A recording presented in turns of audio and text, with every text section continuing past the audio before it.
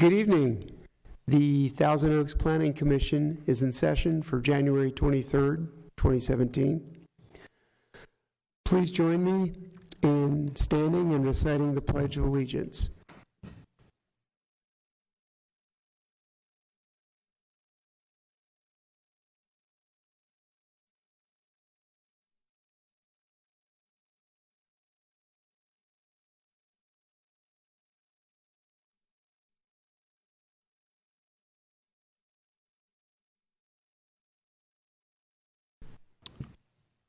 Will the clerk please call the roll? Commissioner Alexander, absent. Commissioner McMahon? Here. Commissioner Nichols? Yes. Commissioner Pletcher? Yes. Chair Newman? Here. This is normally the time for public comments where members of the public are invited to address the Commission on issues of interest to the Planning Commission, but we have no speaker cards and no speakers, so we'll move on to written continuances, announcements. Mr. Shepard. Yes. Excuse me. Thank you, Chairman. Tonight you'll find on your dais the supplemental packet. There are two letters in the supplemental packet, both actually pertaining to the first case tonight, case 6A. That's it. Thank you, Mr. Shepard. So we'll move right on to case 6A. If the clerk would please call the first case. Hearing advertised as required by law is hereby open to consider agenda item 6A regarding case F 2016-70374, MCA 2016-70410, SPA 2016-70411, and resolutions 7046 and 75246. Applicant, City of Thousand Oaks. Request, amendments to policies and ordinances concerning urban forestry, including the forestry element of the general plan, Thousand Oaks Municipal Code, Dos Vientos Specific Plan, and City Council Resolutions 7046 and 75246. Location, citywide. Thank you. And presenting for city staff tonight is Mr. Spector. Good evening. Good evening, Chair Newman and members of the Planning Commission.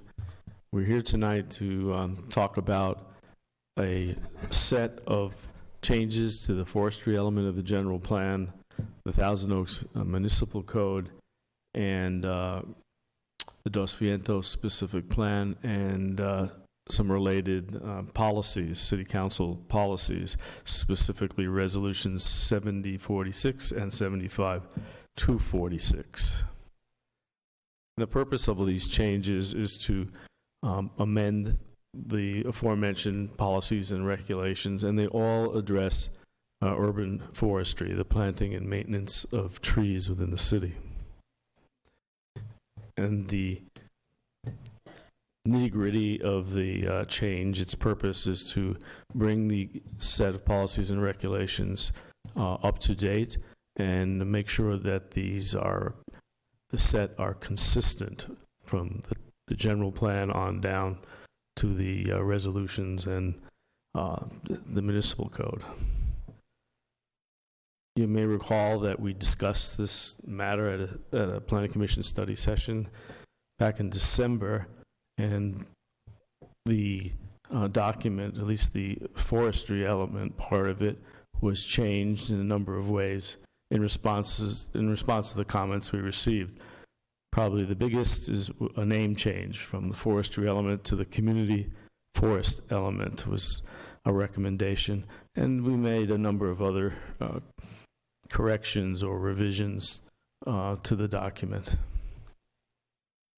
What is the forestry element? It pertains to the care of trees on public and private land, and generally by public land we're talking, for the most part, public rights-of-way.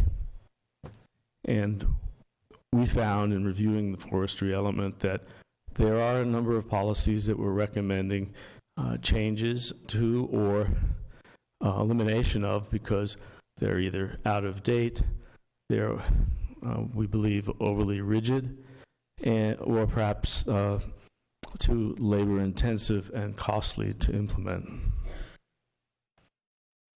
In terms of out-of-date information, the first thing that we found is there's references to the 1989 Forestry Master Plan. And you may recall during the study session, we talked quite a bit about this effort to update the Forestry Master Plan, and that's spearheaded by the Department of Public Works, and they're still in the process of doing that update. So in referring to that older plan, the forestry elements certainly going to be out of date. There are a number of city ordinances that are referenced. For example, ordinances that refer to oak and landmark trees. And those ordinances have been updated, so they've been superseded. And another example is there's quite a number of references to a tree advisory board. That board no longer exists. It was disbanded in 2004.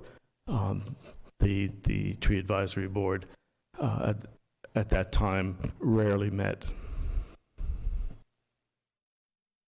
As mentioned before, staff is recommending changing or rescinding some policies that are staff believes are too labor-intensive or costly to implement.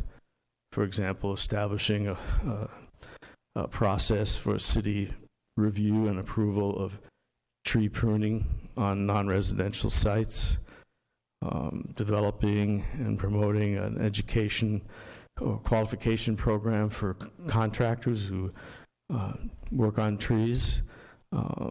Another is a policy that calls for the city to host a regular forum for tree professionals.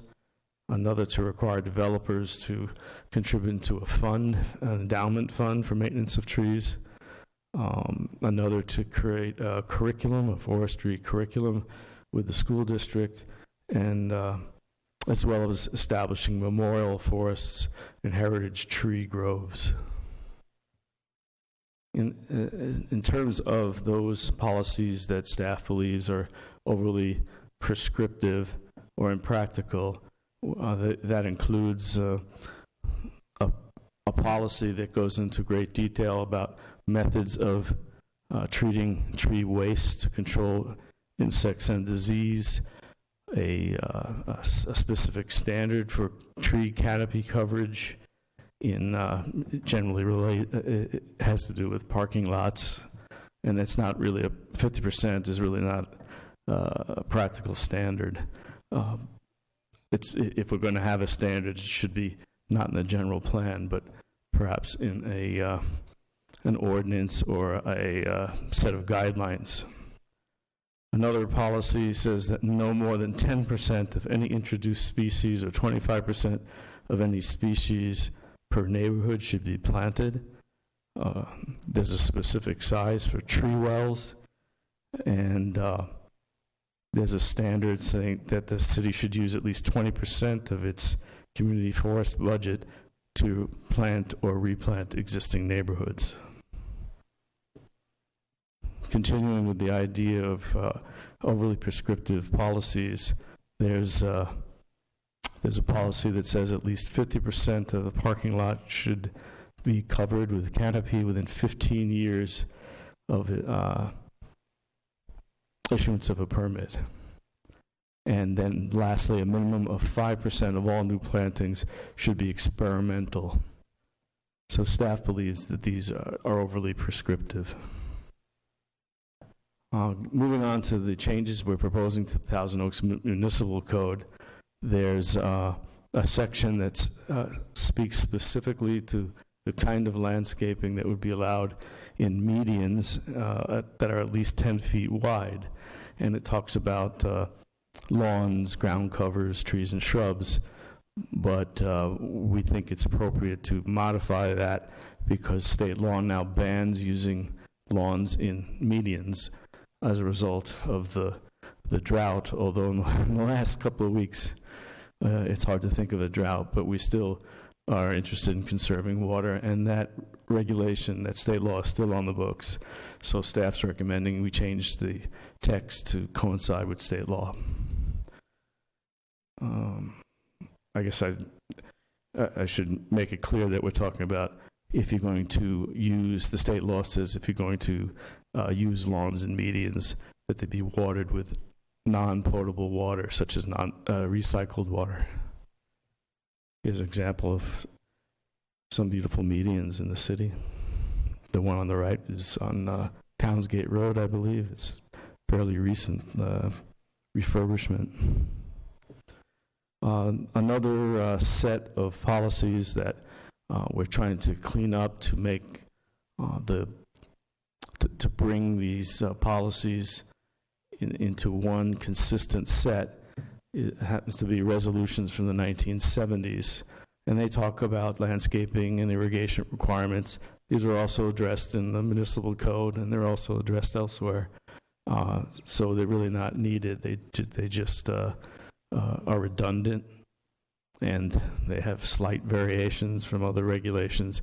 And staff believes that the municipal code and the forestry element and even other policies, like in specific plans, address that. Some examples of landscape trees and medians and parkways. I think the last policy document that we're proposing to change here has to do with design guidelines in the Dos Vientos specific plan. This is a rather small change, but the experience of Public Works is that a particular tree that's often been planted in town, the white alder, has been in decline or dying as we try to save water on our irrigation regimes. So that particular tree is part of the plant palette on a couple of streets in Dos Vientos, and we're recommending we take it out of that plant palette, because over the years, we don't expect we want to expend that much water on medians, and we don't want these trees to be planted and die. So we just think it's inappropriate to use that particular species in a parkway or median. So in conclusion, these changes we're talking about tonight, staff believes will make the set of policies concerning forestry in the city consistent and up to date. And I'll be happy to, well, I guess I can conclude that what we're here tonight to do is make a recommendation to the City Council, and we'll forward on any recommendations you may have to what's been presented tonight to the City Council. So with that, I'll be happy to answer questions. And Kevin Wilson, our Public Works Superintendent, is here to help if you have questions that are relate specifically to public right-of-way, landscaping, street trees, and the like. He's a resident expert in forestry. So thank you very much. Thank you, Mr. Shepard and Mr. Wilson. Commissioners, questions for staff? Commissioner Nichols. Thank you, Mr. Chair. Thank you, Mr. Spector, for the presentation and a little reminder of what we went through a few weeks ago, actually a month or so ago. I did take the time to go through the report and tried to remember all that we had covered last time. I think appreciate your underline and strikeout version to kind of show us the differences on what we had reviewed before. And I just wanted to make note that I had taken the time to go through the community forest element and marked it up with a number of comments, a lot of editorial comments, line spacing, underline and such, and I actually scanned that and sent it in to Mr. Shepard.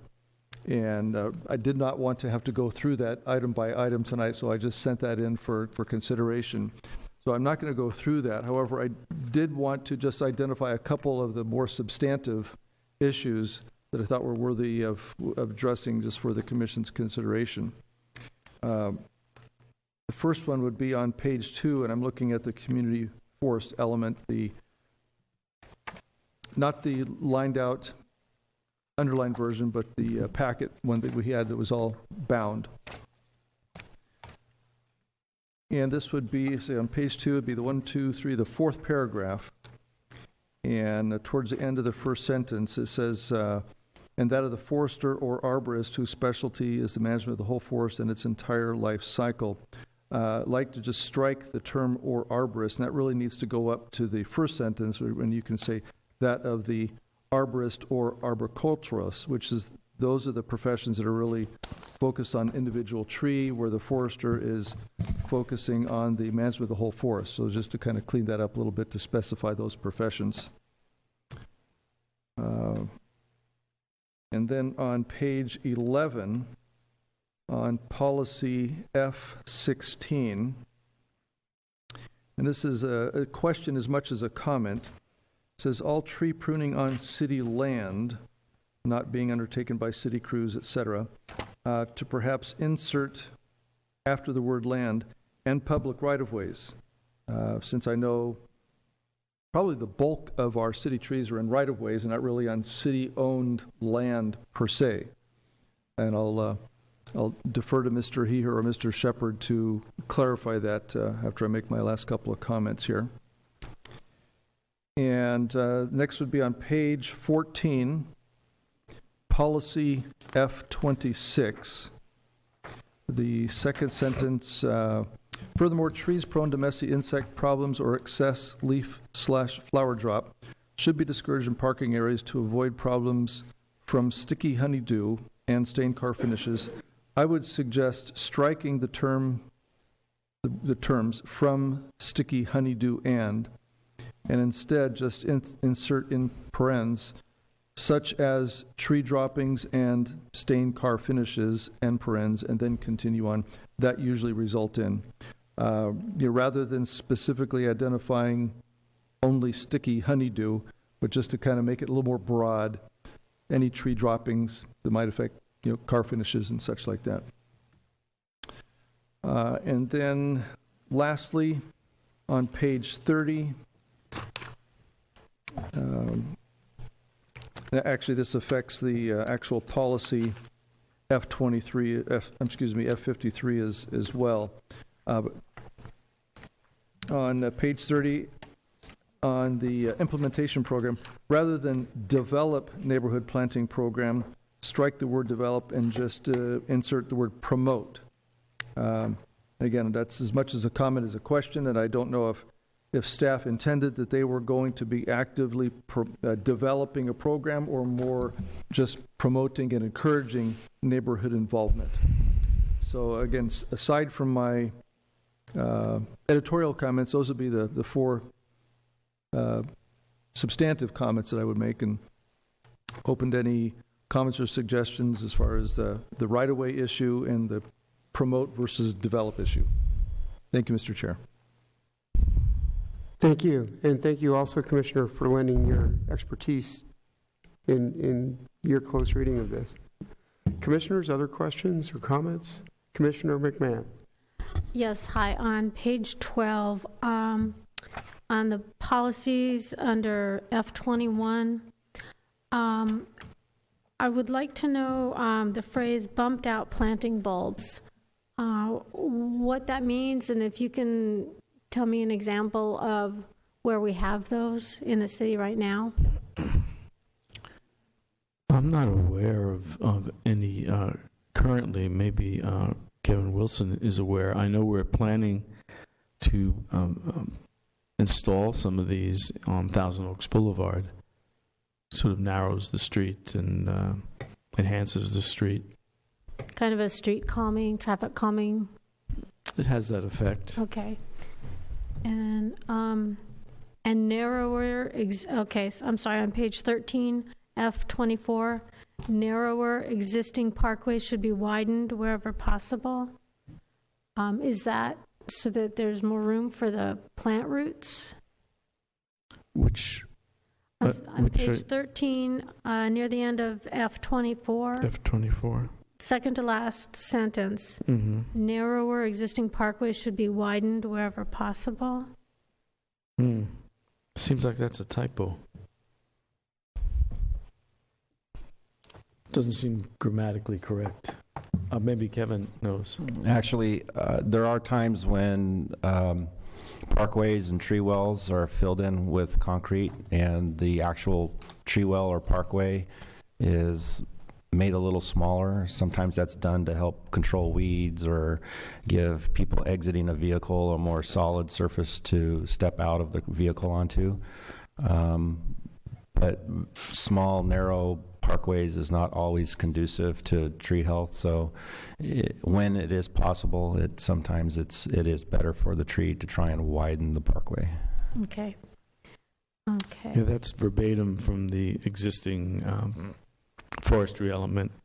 I probably would have said narrow existing parkways. Okay. Thank you. That's it. Thank you.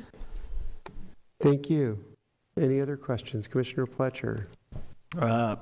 Thank you, Mr. Chair, and thank you, as always, Mr. Spector, for the presentation.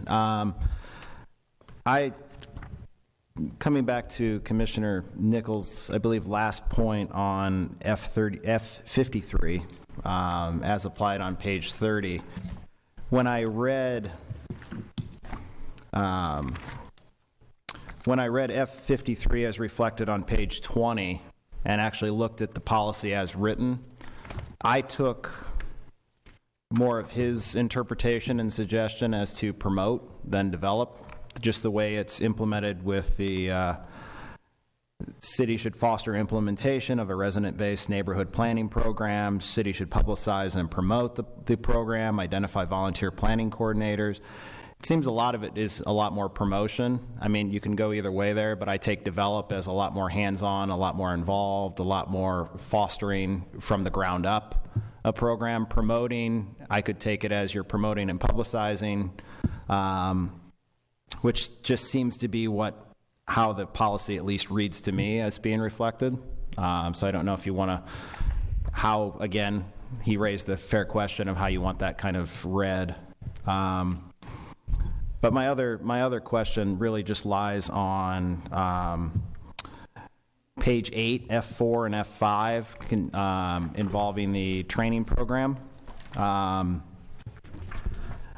In our packet, looking at your strike-through language, we took out one line that I thought, I don't just want to know really why we took that out, regarding the primary goal.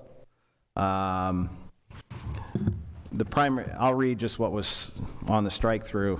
The primary goal of these sessions should be to impart to each participant a thorough working knowledge of the standards and practices contained in the maintenance manual and current standards of the trade as applied to the city's prevalent tree species. I'm just wondering, in taking that out in this new edition, are we losing that primary focus, or is that still going to remain the goal of these meetings? We're just simplifying it down to, essentially a 2-sentence paragraph, or what's kind of the reason behind the strike-through language there?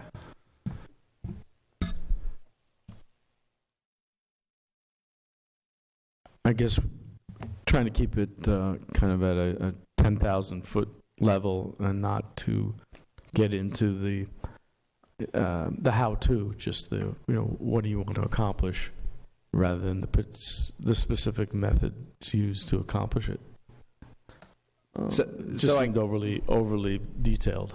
Okay. Oh, no, and I wasn't by any means suggesting that we put back that entire paragraph. I just like the idea of keeping, or it gave me at least an understanding as to what these meetings would be about, what the overarching goal is, and I think it just reassures a lot of the public that here's how we're training and providing education to our workers, and here's what it's about. It's always about the trees. It's always about proper maintenance and procedure and the whole bit.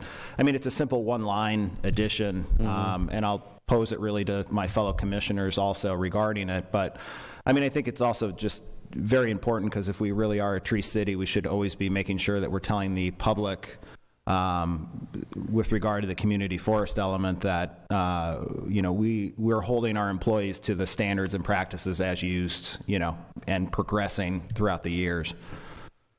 That's really it, Mr. Chair. Thank you, Commissioner. I also have a few questions. Also riffing off of what Commissioner Nichols raised, I too have an interpretation of develop versus promote, but it's a different one, curiously, than Commissioner Pletcher has. To me, develop connotes a program that doesn't yet exist, that needs to be stood up. And promote means there's an existing program and we need to get the word out about it and make sure everyone knows about this program that is already set up. So I guess, given my interpretation, my first question would be, what is the status of such planting programs? I think perhaps Kevin is familiar with whatever programs Public Works uses, if any. So Public Works doesn't have an official program where we utilize community volunteers, but we do utilize community volunteers. And a lot of times it's just a matter of either our staff or members of certain volunteer groups reaching out and connecting with each other. I would say that the term develop actually would apply in this circumstance, because every now and again we learn about another group, whether it be Mormon Helping Hands or Just Serve or an Eagle Scout or Boy Scout, that they're reaching out to us, and sometimes we reach out to them. But there's other groups out there that maybe we don't know about. And so I would say that develop and promote, maybe both terms would apply. Okay. I mean, I tend to agree with your view of this. I don't have a strong view about either word, but for the reasons you specified, I could certainly support keeping develop in there. Moving on, and also just a general comment, I appreciate very much the opportunity to review the markup edition. It's very useful in reviewing these changes to know what changes, adds, and deletions were made. Starting with policy F3, and I'm referring to the markup. So this is page 29 in our packets.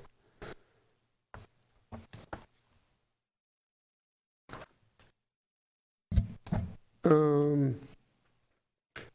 question about this is there a periodic survey of the city's trees? And if so, how frequently is that survey conducted? Well, Public Works does inventory of the street trees, the trees that it maintains, but otherwise, citywide, outside of the right-of-way, we do not maintain an inventory of trees. That would be a gargantuan task. Indeed, but I mean, so if someone ever asked how many oak trees are there in Thousand Oaks, there's no exact answer to that because there's no survey like that. Correct? Correct. I remember reading some survey done probably in the 1950s by a student group, and there's no way of knowing how. I don't even remember the number, but there was no way of knowing how accurate that happened to be. I mean, there are ways of doing aerial estimates using aerial photography. I don't know the precision of those methods, but I did my master's thesis on that subject in my wife did graduate work in a similar area. So it's not easy to identify the diameter or the species of tree with great certainty, especially in an environment that has such a diversity of trees. And I don't understand the math involved with that. Mm-hmm. I get lost pretty quickly with that. But getting back to the survey of trees on streets and public rights of way. How often is that done, or is it done on an ongoing basis? How does that work? We did an inventory in 2003 using a handheld device where staff went out, actually was a contractor, went out and entered specific data. And we would like to redo that inventory within the next year or two. We're currently preparing our budget for the next 2 years, and that's going to be one of the line items in our budget is for a new tree inventory. Okay.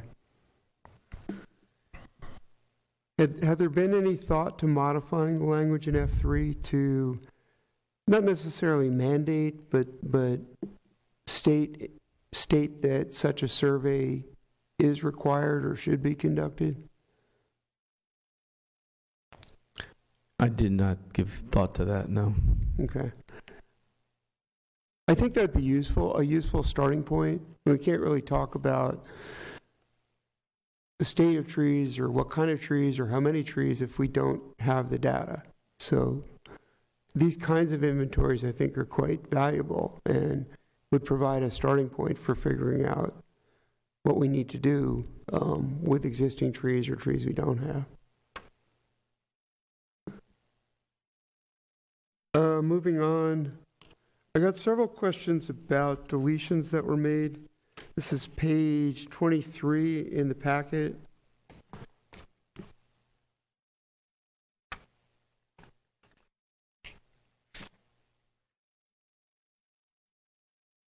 This would be the fourth paragraph on the page. The bullet point beginning, worldwide planting efforts might therefore give our species the breathing room it needs. Why cut that?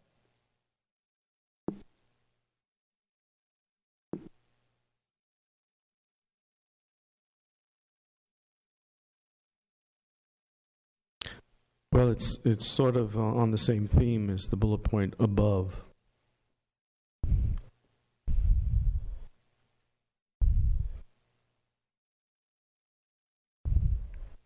Excuse me, Mr. Chair, could you tell me again where you're looking? I'm in page 20, on page 23 of our packet. This is the markup version of the introduction. Okay, And thank you. 1, 2, 3, fourth bullet point on that page. Thank you.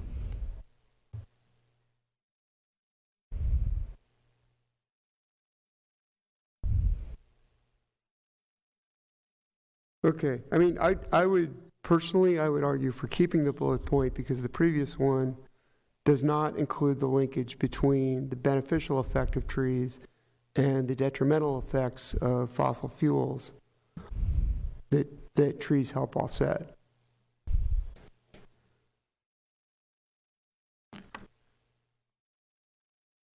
Moving to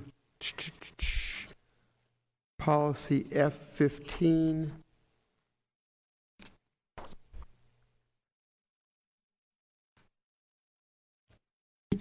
This is page 33 of the packet.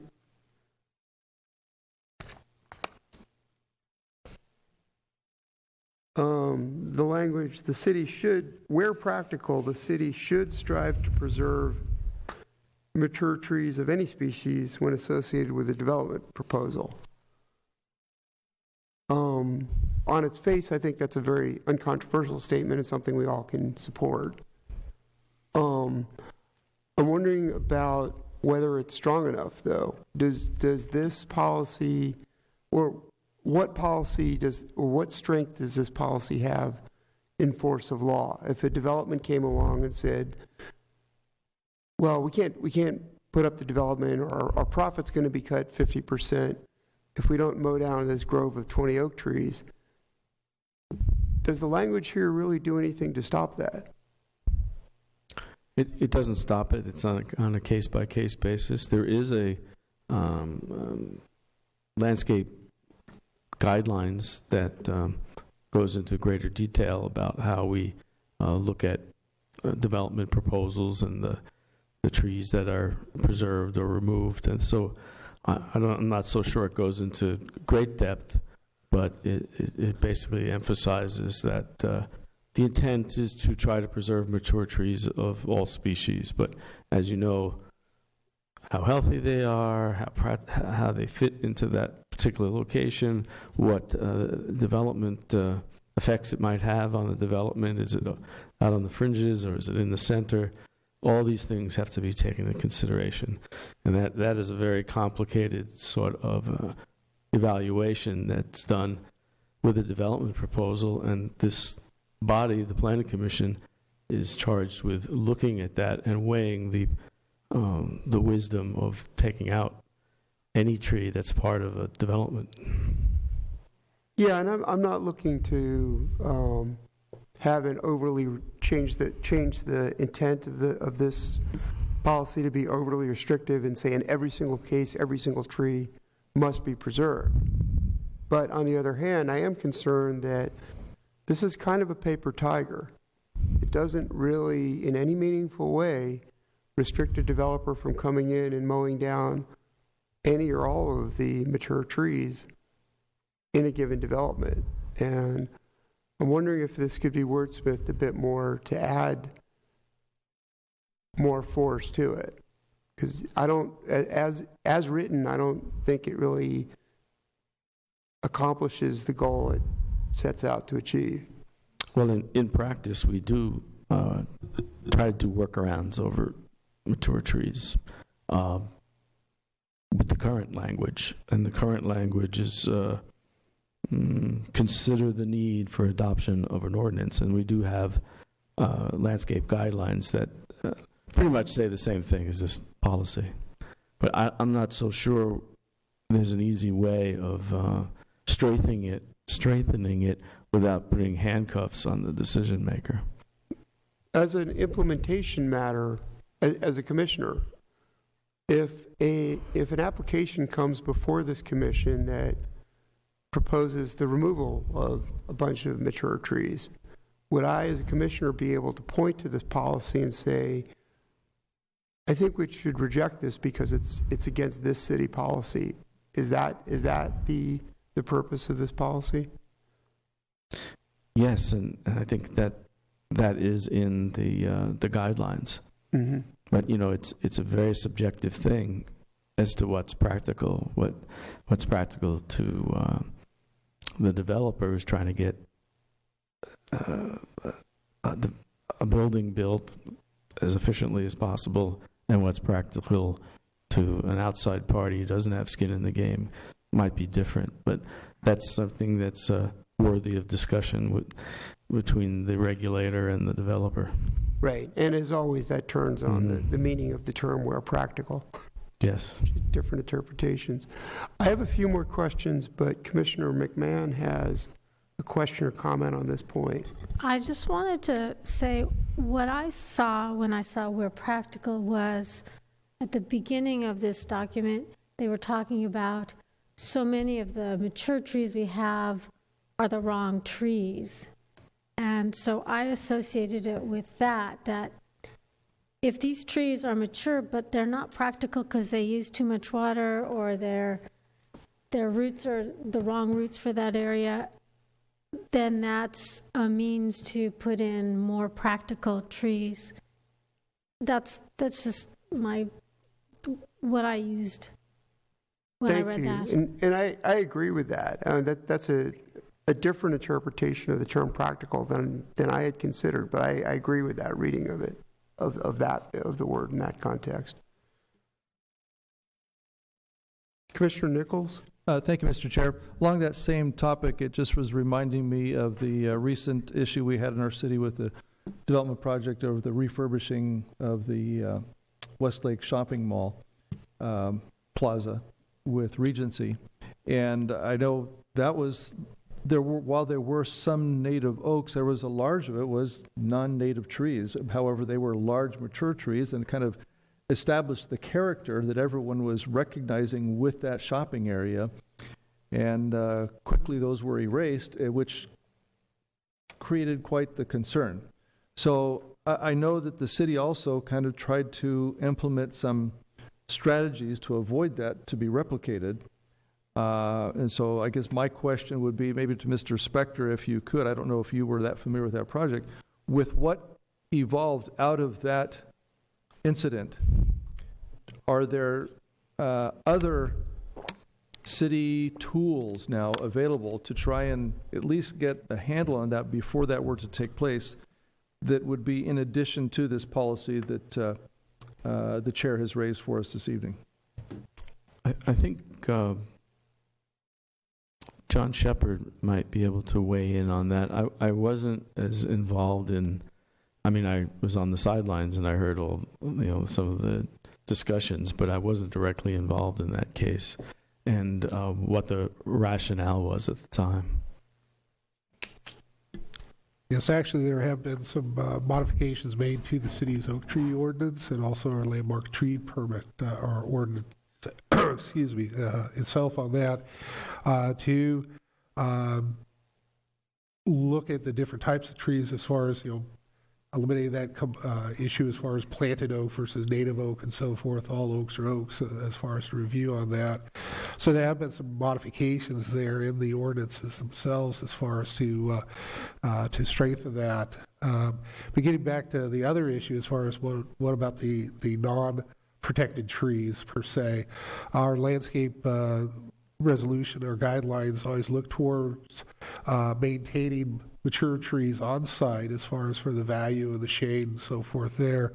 But again, with maturity, we have to look at other components also of the trees that have actually exceeded as far as their growth potential or their life potential are actually in decline at that point. So the idea that in some of the centers in the past of developing more of a phased approach as far as some of the non-protected trees as far as replacements, as far as portions of the centers being removed and replaced with newer trees over a period of time so that you don't have that immediate stark change as far as everything's gone and then everything's the same size as far as the trees. There's actually been some maturity time given as far as with the planting approach. We faced that in situations of, again, different types of species, like the infamous time that the whitefly came in and pretty well wreaked havoc on all the ash trees in the city several years ago as far as that component. So it's, again, getting the proper trees in the areas that are conducive for the climates in the area, the proper sizes, that you're not restricting the ability of the growth of the trees in these centers, and then setting up a programmed replacement where needed as far as when we face that reforestation per se of the shopping centers. Appreciate the input on that. Is that something that was developed after this incident, or was it always there beforehand and perhaps not applied? I'm just wondering what kind of initiates someone to take a closer look at mature trees that are proposed for removal as part of a development?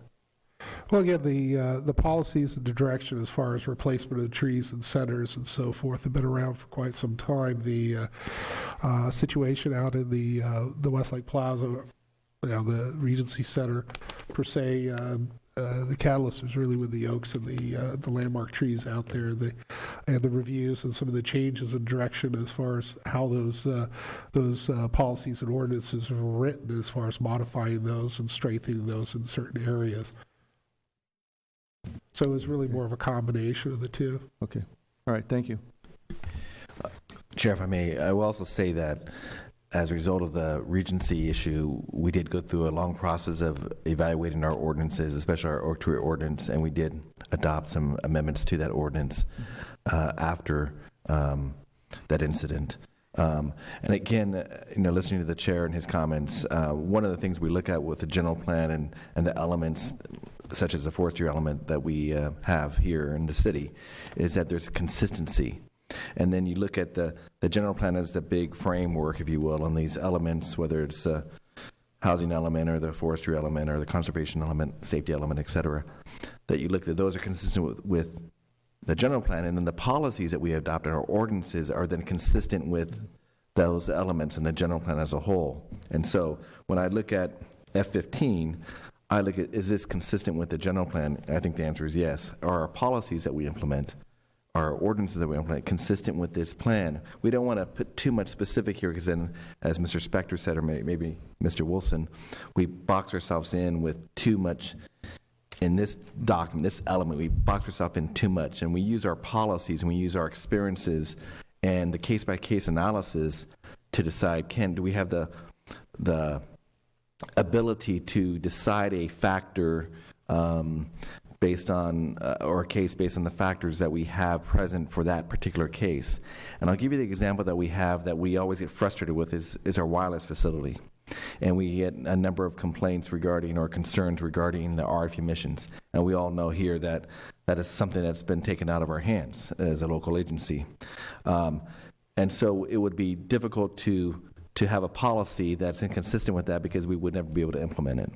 And so that's where, when I look at this, the phrasing here, I think, is it consistent enough with our general plan? Is it consistent enough with are our policies consistent enough with this, that we are going to, again, strive to preserve?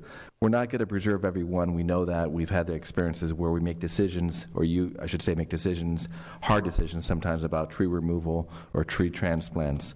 But at the end of the day, it's because of this element, this policy, the way it's written, it gives you that opportunity to evaluate those facts and say yes or no based on the case that we have in front of us at that time.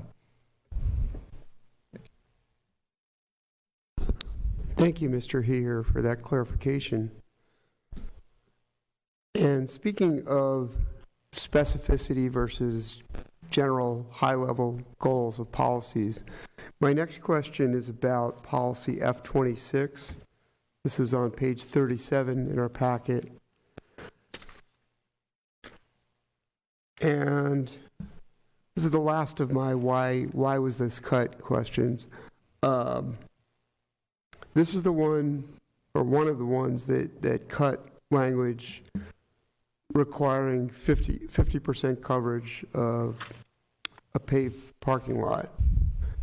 And Mr. Spector, in your presentation, you said 50% is really not a practical standard. I'm unclear if we cut that. I understand that we don't want the policies to be too prescriptive, to say we're going to preserve X number of mature trees, or we're going to have exactly X percentage of coverage in every single project. I understand the general issue of not wanting too much specificity, but how does the language that's left still provide for the same general goal? What we have are spacing standards in parking lots, because it's usually an issue. It relates to other things, but it's primarily parking lots. We have a requirement to have end planters and finger planters at certain spacing, and so many trees per planter. Small planters might have one, a double row might have two. And in and of itself, that spacing results in, depending on the species that's planted there, in a certain amount of shade. And we don't have too much control as to how fast they grow. We have some expectation depending on the species, but I don't think when you meet those standards, I don't think you get to 50%. And I've looked at a number of centers around town and aerial photos, and I can eyeball, I can just think the center at Moore Park and Rolling Oaks Drive. It's got some very old, mature sycamores and other trees, and they are starting to damage the infrastructure. But they are quite a few trees there, and they're very large, and maybe that's around 50%. But that's probably planted at a density that's beyond what our standards call for. So I think it's appropriate that we say what we mean, and we mean what we say. And when we say this is the spacing that's required, and somebody in good faith meets that standard, then that should be enough. I can't see that we would go back and say, I know you've met our requirements, but you need more trees. I don't see how we would realistically enforce that.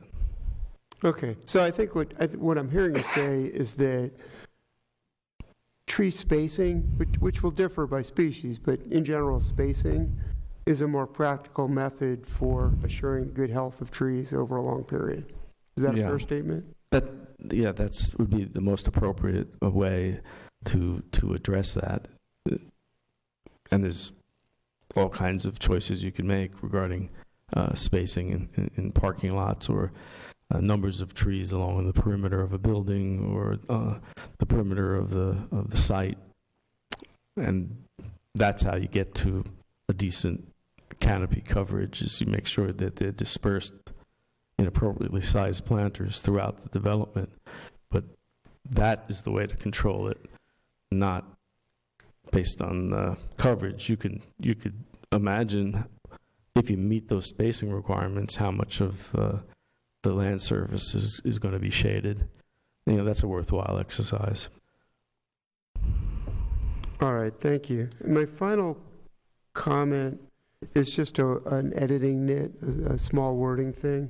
This is on page 19 of our packet. On the last paragraph,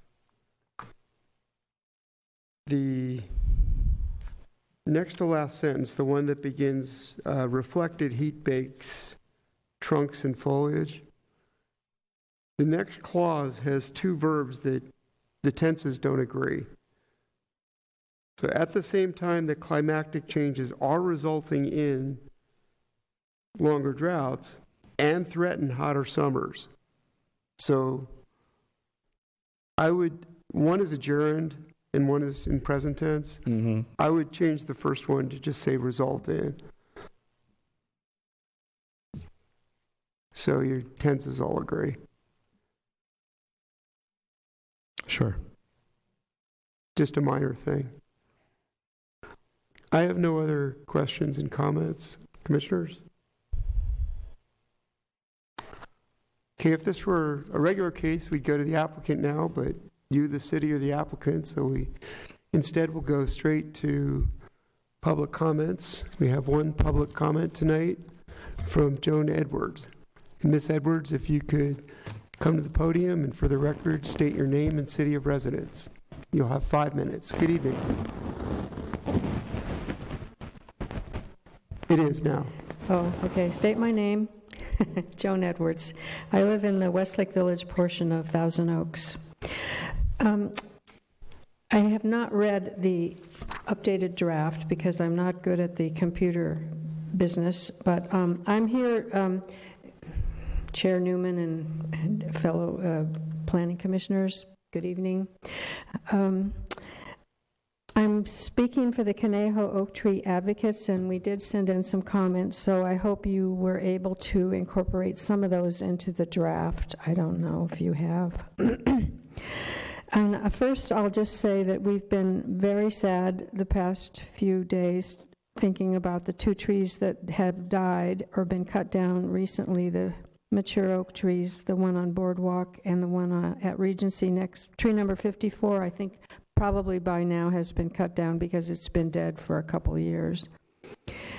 Anyway, that tree was lost due to encroachment, which was approved by the Planning Commission of this city, and I think it's just a travesty that was allowed to occur.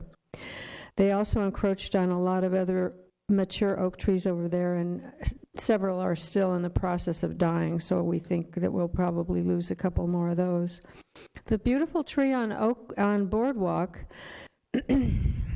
was squozen in between the sidewalk and the parking. I think if it ever had been given any space around its trunk that it could survive and do better, thrive, we wouldn't have lost such a beautiful old tree. I think it's been cut down. Kevin, is that true? On Boardwalk? The Boardwalk oak tree. Okay. Anyway, we liked the original forestry plan and are sad that it has to be rewritten. The first thing I want to agree with, though, is that we sure do need an inventory of oak trees in our city. I think Kevin has an estimate of how many we have. Ms. Don't Edwards, you? Ms. Edwards, I'm sorry, as a matter of process, this is a period for Okay. you as a member of the public to speak. Okay. The city Anyway, staff we need an will inventory. respond to your comments and I questions. hope we have an Thank you. inventory. The first thing that we need to do is care for the oaks that we already have on our boulevard. The people of this city really do appreciate the shade that they offer. So when I go in and I look at the designs for the Lupe's development that they're designing and the vet center that they're designing, the multi-use with the 36 apartments each, they've left such a little space along the sidewalk for any trees other than crepe myrtle. It's going to be, I think you're going to hear a huge uproar from the people who live in this city if you start cutting down all the trees that are already there and just planting tiny little trees, because we need some shade in our city. And that's it. Thank you. Thank you very much. Are there any questions or comments for the speaker? Okay, we'll then go back to staff for additional comments, rebuttals. Well, we did speak to the subject of inventories of trees. There's the question of citywide trees, and then there's the question of the street trees. And Mr. Wilson indicated that we're in the process of getting authority to engage in a citywide inventory. And of course, oaks are part of the landscape that we have in the city, so we'll get that. And then the other question or comment was that we need to provide adequate planter areas for trees, and I would concur with that. That's certainly, you can't have a tree that's going to end up being 30 inches in diameter and put it in a 40-inch planter. Planters have to be reasonably sized to allow for the tree to expand and for its roots to grow.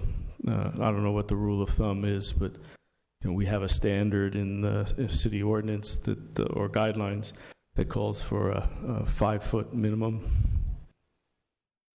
and so that's what currently calls for. I'm sure there are plenty of planters that we ask for larger, especially if we already have a mature tree.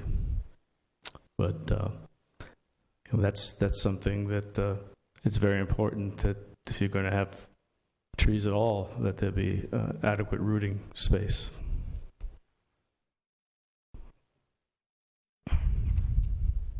Thank you. You're welcome. Commissioners, additional questions? Commissioner Nichols. Mr. Chair, I just wanted to point out that policy F7 does refer to a tree inventory. But I do have a question for Mr. Spector. I presume that since it doesn't appear to be modified, that's an original policy from when the element was first prepared. And it indicates like it should be developed as though we did not have one. However, hearing tonight that we do in fact have one that perhaps needs to be updated, just it needs to be maintained, which is also stated right there to be maintained. So I don't know if that needs to be revised or not, but I just wanted to restate that we do have a policy that states an inventory should be developed and maintained, and we in fact do have an inventory, and it does need to be maintained. Would either of you as staff see anything in that policy that needs to be changed, or do you think it's adequately addressing what we've been talking about this evening? Well, I defer to Kevin. Mr. Wilson is the one who's charged with doing that and using the inventory, but it's sure it makes common sense to me.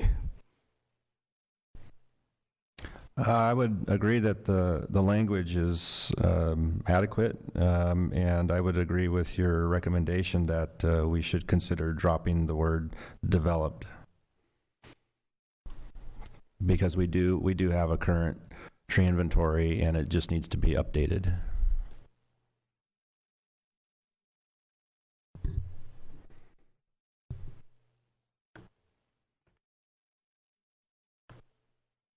I have no further, thank you. Thank you, Commissioner.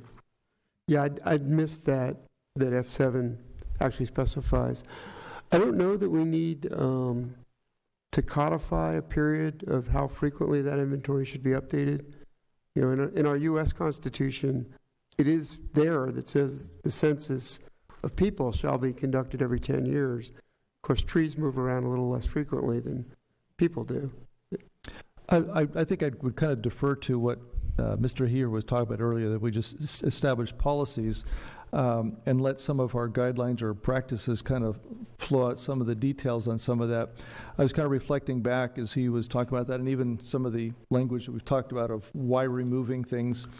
And as I mentioned the last time we talked about this issue, I was actually on staff when we were developing this plan back in the late 80s. And I know we kind of just crammed everything into it because it was supposed to be a repository, just stuff it all in there because we had nothing else. And so just kind of kept stuffing it all in. And then as the Forestry Master Plan was developed, it kind of started to evolve.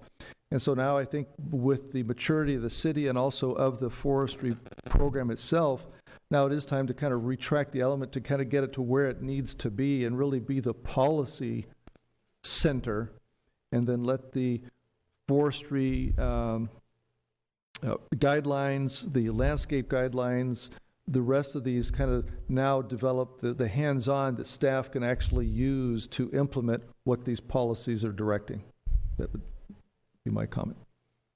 Mr. Shepherd. Yes, I actually wanted to go back a little bit to policy F26 again, just to kind of clarify the component. It really falls in line with what Mr. Heher and certainly Mr. Nichols has talked about as far as a policy component.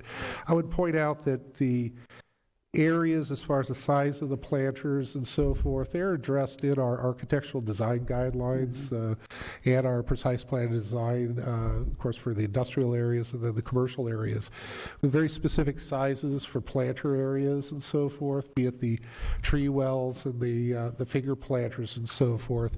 And actually, there still is a section in our landscape resolution that it discusses as far as trying to achieve a 50% coverage as far as their canopy coverage in there. But again, that's the resolution for landscape versus a direct policy discussion in the forestry element, which we're talking about here. So it is kind of pulling back that component. I remember those days as far as putting this all together, and it's true that everything was pretty much shoved in there on that to really make it a policy direction and then referring back to the actual design guidelines and components as far as to achieve that. So if you're worried about the 50%, it's still in the landscape resolution on that. Thank you for clarifying that. Do you have any additional comments from staff? I'd just like to mention that the general plan, of which the forestry element is one aspect of it, is often referred to, and rightly so, as the constitution for the physical development. And not unlike our constitution, it just sets out the basic framework. And then the details are colored in, if you will, by our laws, and then even further colored in by regulations. And I think that's the sort of the hierarchy that we were trying to achieve here, is to keep it at that sort of a 10,000-foot level for the constitution of the physical development of the city. And that's why we were proposing the structure that we were. I was a great fan of our Constitution. I appreciate that. Thank you. Commissioner Nichols. Thank you, Mr. Chair. Just to retrack, I had posed a question and asked Mr. Heher to perhaps weigh in on F16, where I was questioning the addition of a phrase after city land and public right-of-ways. As where if you had the opportunity to take a look at that and have any opinion on that. Thank you, Chair and members of the Commission. I I guess what I'm going to say is I think it's okay. I do want to think about something that we have to deal with. I think as I'm reading this, if you want to add "and public rights of way" to this section, is that when we have private companies or private individuals going into our city land or our public right of way, certainly we're going to have some type of authority over them as far as they need an easement to get into our right-of-way or something of that nature. Usually there are times though where a private owner of a tree might want to be able to do something, and so I'm okay with the change right now, but I'm going to look at it a little bit more. If I'm okay with it, I think we'll have that, keep that in the recommendation, and either way I'll report back to you what I determine. But I've been thinking about it that's why I went to just for everyone else, I want to make sure I was clear as to what Mr. Nichols was asking at that point, because I missed it earlier. And I've been thinking about it since. And I think I hesitate a little bit just because I read it one way, and I don't want to I want to make sure my way is the way you would read it. And I just want to make sure that we're clear that it couldn't be misinterpreted in some other way to put liability on the city that is not intended. Absolutely. And I completely rely on your discretion on that, and I really don't want to force one way or the other, just make sure that we cover whatever needs to be covered. I understand, right. And you are correct. There is a difference between city land and city or public right-of-way. And so just with some of the changes that we have, again, when I first read this, I was okay with it, except that I want to give it a little bit more thought. Thank you. Yeah, thank you, Mr. Heer, for clarifying that. Commissioner Pletcher. Thank you, Mr. Chair. Just real quick, a question for the city attorney at this point. Procedurally, the question before us is just seemingly a yes or no question, whether we want to adopt the resolution as written. We are able to add amendments and change accordingly tonight? Absolutely. The motion would be that we are going to make the recommendation or not based on the additional changes that were discussed tonight with all of you, with the caveat of F16 that I just gave, in which I just want to have a little bit more time to ensure I'm not reading F16 in one way, the way I would read it right now, and there would be no other way to misinterpret that section. Thank you. And then just real quick, so I just better understand the way the policy and the guidelines go, how often do we take our tree inventory?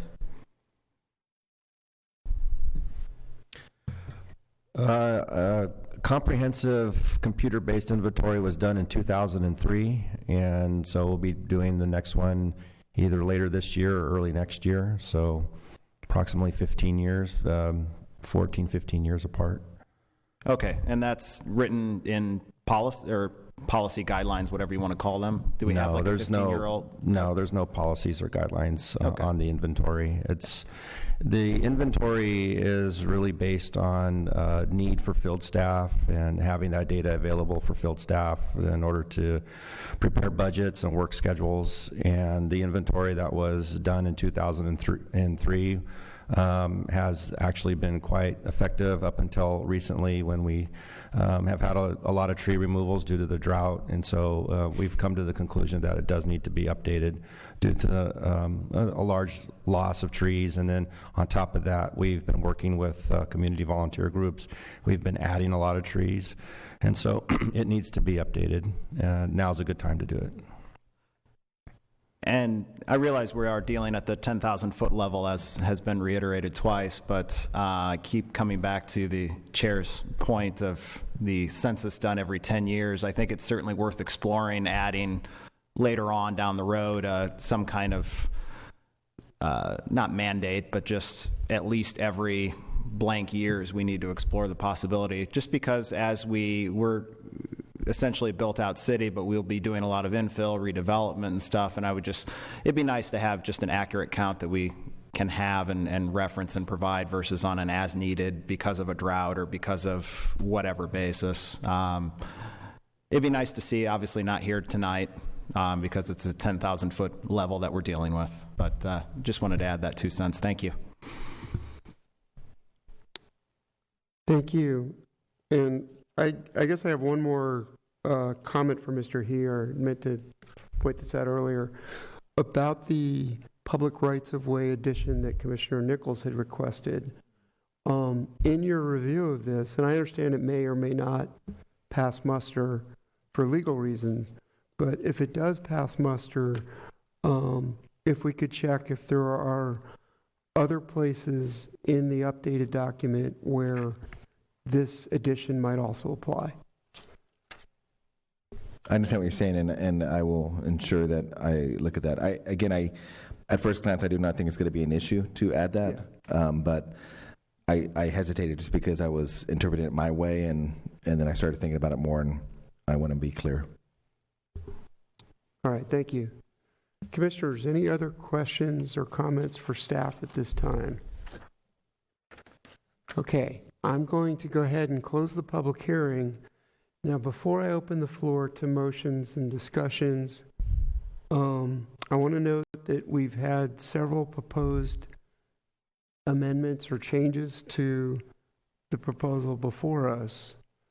I'm going to quickly try to enumerate what I understand them to be. I may be missing some, so please speak up and fill in the record for any I've missed. As I just noted, Commissioner Nichols asked for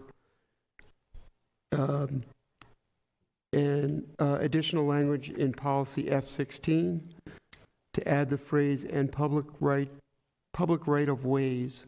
I don't know if it's public rights of way or right of ways, but that change to be made. I had proposed a grammatical change on page 19 for verb tense agreement. And I had proposed retaining language that was cut in the introduction, and that was on page, it's page 23 of our packet. I believe it's page 5 of the final document.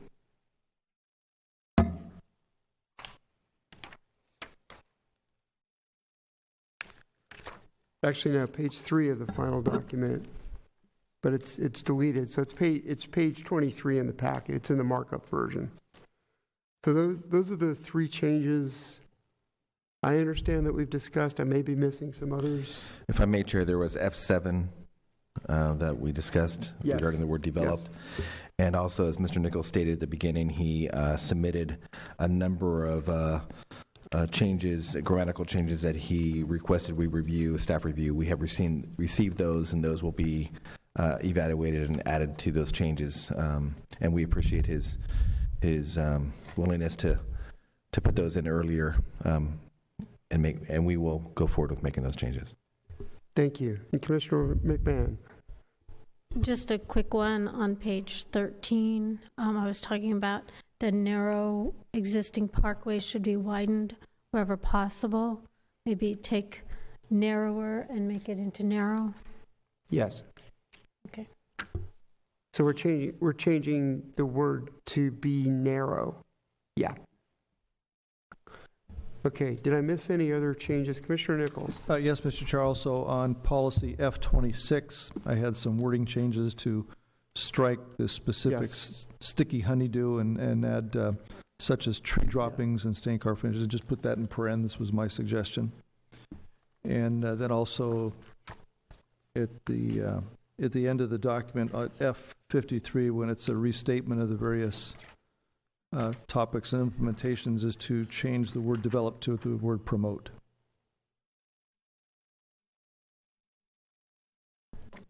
Okay, I'm better with the term develop, actually, but I'm wondering if maybe we do develop and promote. Yeah, and I would be okay with that as well. Given that, especially given Mr. Wilson's comments, I think there's a need both to stand up new programs or new alliances and to promote the programs already in place. So if you're okay with having develop and promote in. I'm not opposed to it, but it, to me, it's perhaps indicating a direction to staff that they need to go out and do something that perhaps was not part of the intention. And like I said, as I was reading the policy, it was more to promote something rather than to, hey, we need to start something and get this going, rather than to encourage it. Having tried to do some of this personally, it's hard for the city to just say, hey, we want the neighbors to do this, and we're going to make them do it, as opposed to having a neighborhood that wants to participate, and now you help promote and encourage that. And so it really has to be initiated from the neighborhood level, and then the city come alongside to promote it and encourage. It's kind of hard to force this on neighborhoods to do it, and that's why I like the promotion more than We're in closed session now, and we can go back to open session and have some more chat with Mr. Wilson about this, if we need to. My understanding of Mr. Wilson's comments was that from time to time, the city Public Works Department was, in fact, standing up new programs, developing them, if you will. Anyway, I didn't see that so much as a mandate or a burden or a forced, something done forcibly in any way. But it does connote the need to develop, is the word we're quibbling over. But to bring into being new programs that may not exist yet. And that's my rationale behind keeping the word develop. Commissioner McMahon. Okay, maybe this is splitting hairs, but if we put develop and / or promote, then it's not a mandate, but it encourages them, if they need to promote or need to develop, they can be encouraged to do that. How about that? Yeah. No, I would not be opposed to it. I just was trying to point out the experience I've had in the past. It's, like I said, it's kind of like a neighborhood watch program. If the neighbors aren't going to participate, you can't make them do it. But if they are interested, you can support them and come alongside. So the suggestion by Commissioner McMahon sounds fine to me. And I'm fine with it as well. I defer to your expertise in... Oh, that's sold. We got right here. Great. Thank you, guys. Thank you. Mr. Chair, what's Mr. the language that we are going with? Develop and or promote? Yes. Okay. And then also I had raised regarding F5 and the training program that in the strike-through language, they took out the primary goal of these sessions should be to impart to each participant a thorough working knowledge of the standards and practices contained in the maintenance manual and current standards of the trade as applied to the city's prevalent tree species. I would like that language back in, or some form of it, just as a 10,000-foot guiding principle as to what these training program and sessions should be, to not only guide the programs overall, but to send a very clear message to the community that at the policy level from 10,000 feet, we are making sure that our city employees are being trained in the current standards and practices of maintenance. Could you please be more specific? There's a lot of strike-through in F5. So It is the first full sentence that is in the strike-through language. The primary goal of these sessions should be to impart to each participant a thorough working knowledge of the standards and practices contained in the maintenance manual and current standards of the trade as applied to the city's prevalent tree species. All right, so if I understand correctly, you're looking to to keep that. I would like to specifically sentence. keep that sentence. I mean, of course, recognize I am no expert in this area. However, I feel that a overarching goal is needed. I like the language as written, and if any other commissioners have any other thoughts or suggestions as to change it or update it, by all means. My only point and importance is just I would like that 10,000-foot goal made very clear to the public and to our staff that this is why we are going through this process. Thank you. Any comments, objections to retaining that sentence? All right. So I think we're agreed on that set of changes to the document. So we're looking at the document and the set of changes we just went through. Given that, is there a motion to recommend these changes, to not recommend these changes? Commissioner Nichols. I'll give it a try here, Mr. Chair. Yes, I would in fact like to recommend that the Commission adopt the resolution recommending that the City Council approve amendments to the forestry element, though I believe we're now calling it the community forest element of the general plan, Thousand Oaks Municipal Code and Dos Vientos specific plan, and rescind resolutions 70-46 and 75-246 with the amendments that we have discussed this evening, including the editorial comments that I submitted, and then also deferring to Mr. He/Her in reference to the additional comments of right-of-way rather than just city land. Mr. He/Her, does that satisfy? That is very good. Thank you. Commissioners, any discussion? Please vote.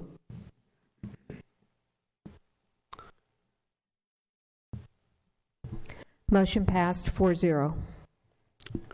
Okay, thank you. As a recommendation to the City Council, this is not an appeal matter. This is a recommendation, and the City Council will take it up. Moving on, if the clerk would please call case 6B. Hearing advertised as required by law is hereby open to consider agenda item 6B regarding case C 2016-70107. Applicant, City of Thousand Oaks, request to amend the circulation element map by changing a portion of the designated two-lane roadway on Rolling Oaks Drive to coincide with Howland Drive.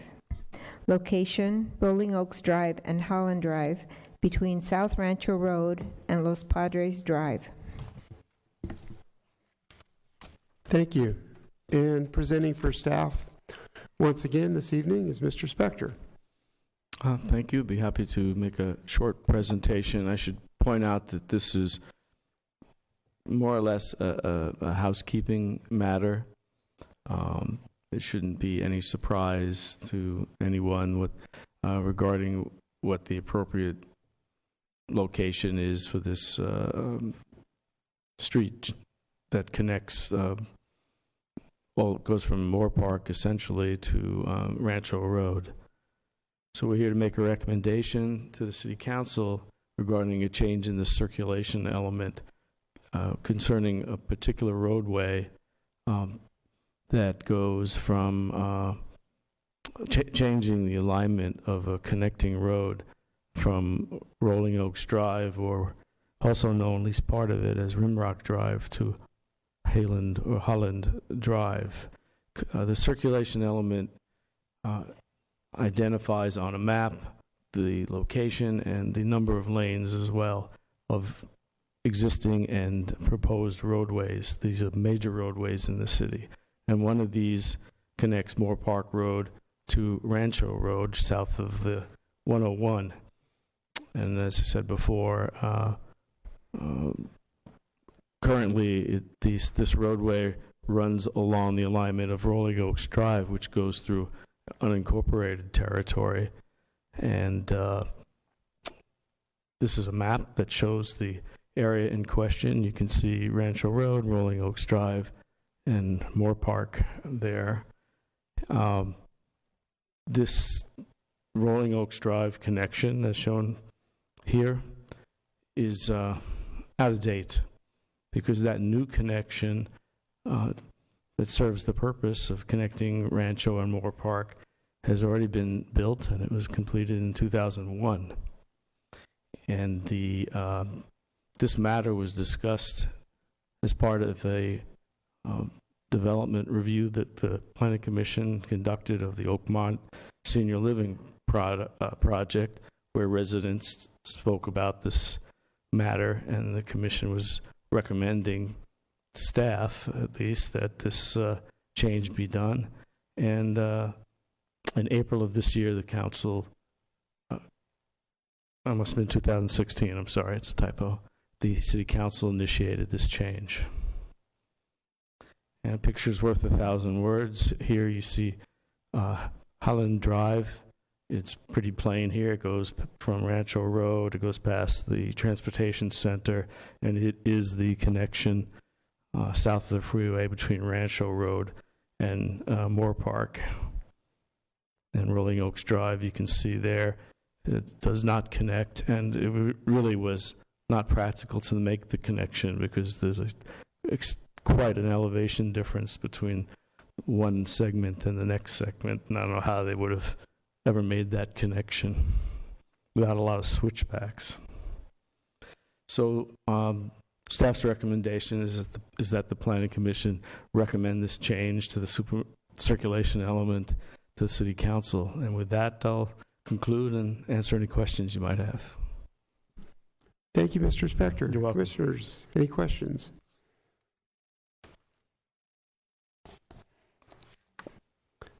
Seeing as we have no public comments and presumably no rebuttal from staff to their own statement, I'll go ahead and close the public hearing and ask for a motion. Commissioners? Commissioner Pletcher. Although I'm not opposed to switchbacks, no.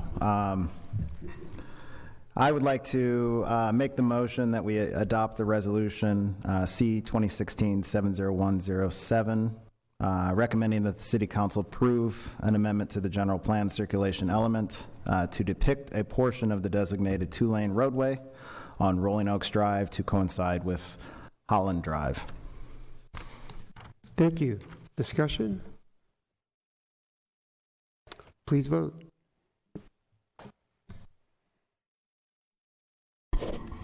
Motion passed 4-0. Thank you.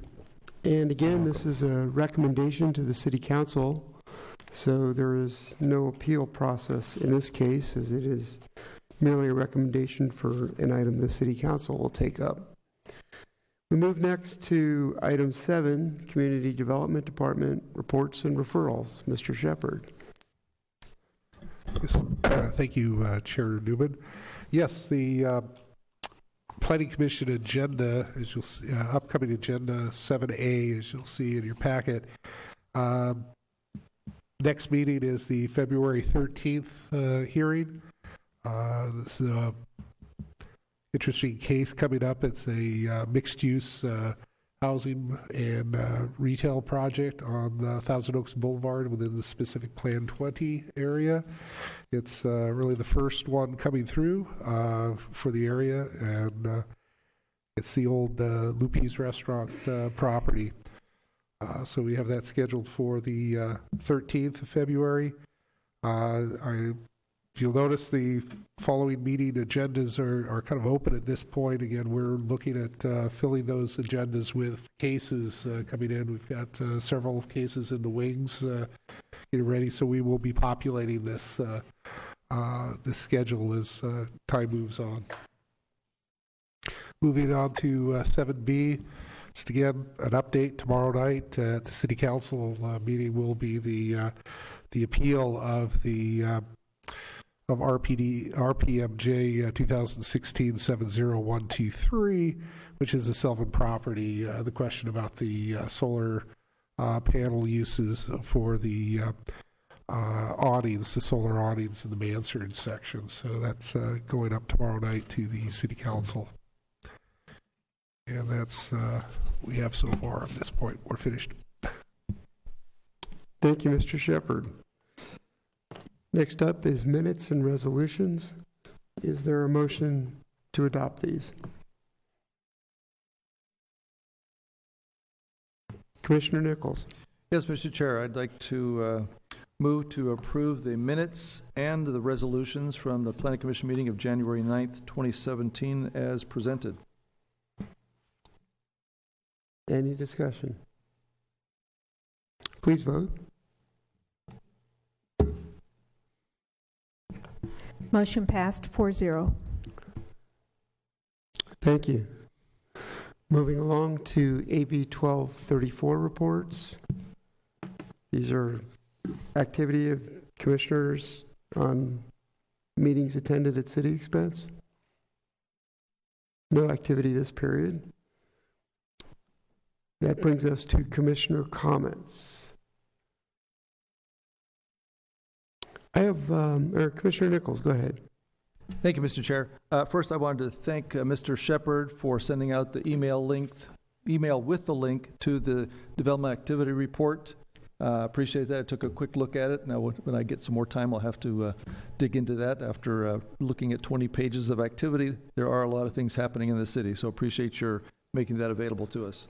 And if the council will indulge me just for a minute, I just wanted to recognize my daughter Emily and her fiance Chris on their recent engagement, and look forward to that activity in a year or so. Congratulations, Commissioner. That's wonderful news. I have one item of an upcoming meeting. Mayor Bill de la Pena, along with Supervisor Parks, has been spearheading an effort over the past half year or so to develop this whole region from Los Angeles up to Santa Barbara as a bicycle tourism destination. And they've done a great job of pulling together bicycle shop owners, other local business owners, tourism people, local governments at the county and city levels, all kinds of different stakeholders in what we can do to promote our area, which has such fantastic cycling, as a world-class cycling destination. And so the fourth one of the meetings we've been having will be next week, the 31st, here at City Hall from noon to 1:30. And if there are already something like 30 to 50 people attending, but if there are other interested stakeholders, I'd encourage them to contact Supervisor Parks' office by this Wednesday to RSVP for the January 31st meeting.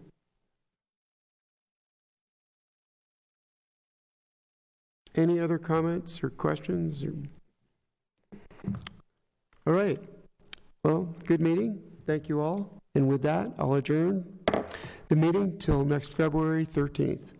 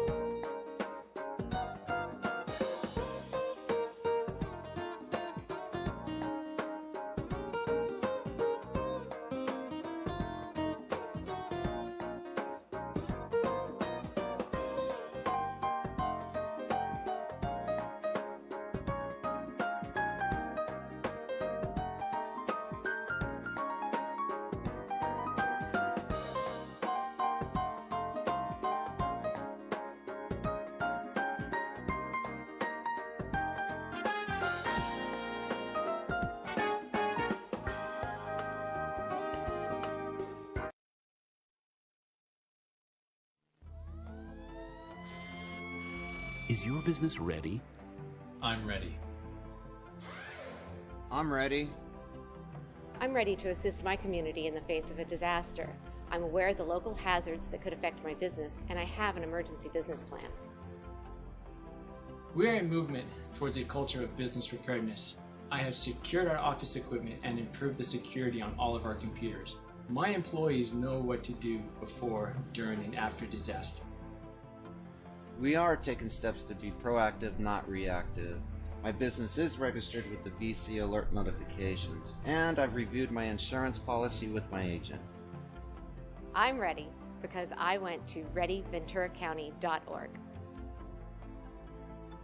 Get a kit. Make a plan. Be informed. Today.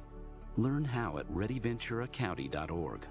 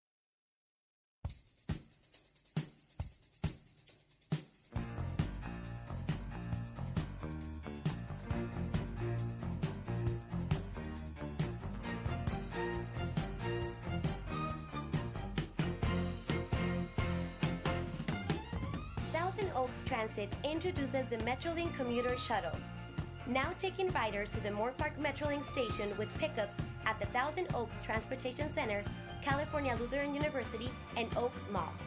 Operating Monday through Friday. Regular fares are just $2.50 and $1.25 for seniors, disabled, or Medicare passengers, with free transfers to Thousand Oaks Transit buses. Best of all, Metrolink ticket holders ride for free. Take the train to work and school. With fares this low, every ride's a party.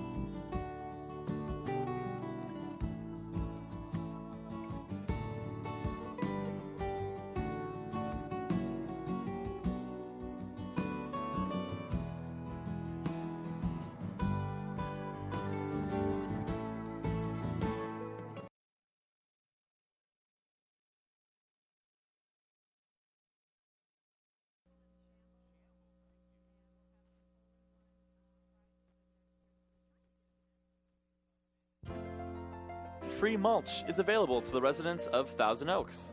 This combination of leaves and wood chips helps maintain moisture and prevents weed growth. Bring a shovel and some sturdy plastic bags to the Goebel Senior Adult Center, located at 1385 East Jans Road. For more information, please dial 805-449-SAVE.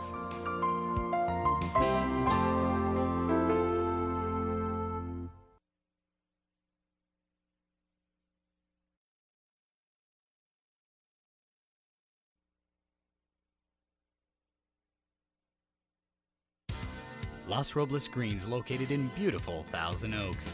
Overlooking the breathtaking 18th hole, the strikingly designed banquet and community center is the perfect atmosphere to host weddings, receptions, banquets, corporate meetings, and any other special events.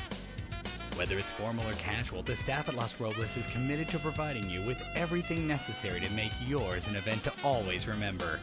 Los Robles Greens. To book our banquet facilities, visit us online at losroblesgreens.com.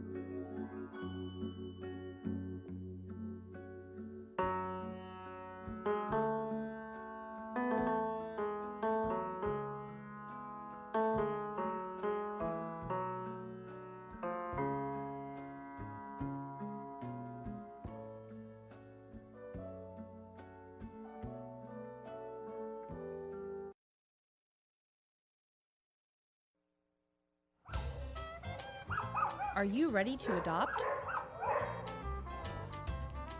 Are you ready to adopt an oak tree? Oh, pick me, pick me, pick me, pick me, pick me, pick me. What do you think of it? Isn't it good? You want that one? That's a good one, isn't it? It looks great.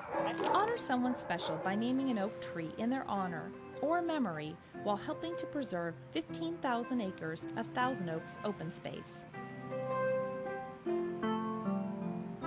There are 4 oak tree adoption categories, from a donor name plaque that is displayed at the Civic Arts Plaza for all theater patrons to see, to individual recognition by the Thousand Oaks City Council. Once adopted, your oak tree will be cared for by the city or Caneo Recreation and Park District landscapers, depending on the location of the tree. Proceeds from your donation help to preserve and acquire additional open space in Thousand Oaks. If you would like to adopt an oak tree, call the City of Thousand Oaks or check out the city's website at toaks.org. Name a monthly. Adopt an oak tree today and help preserve our open space for generations to come.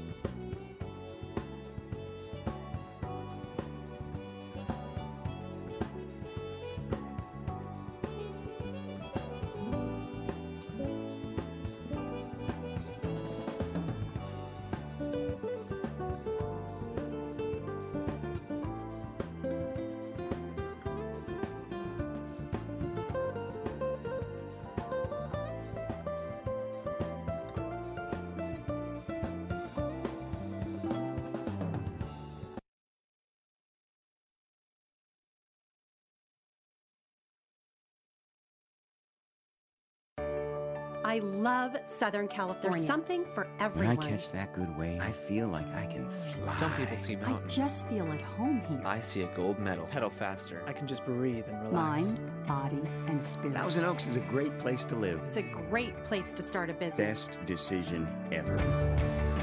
Welcome to Thousand Oaks, a family-based community with a dynamic cosmopolitan lifestyle.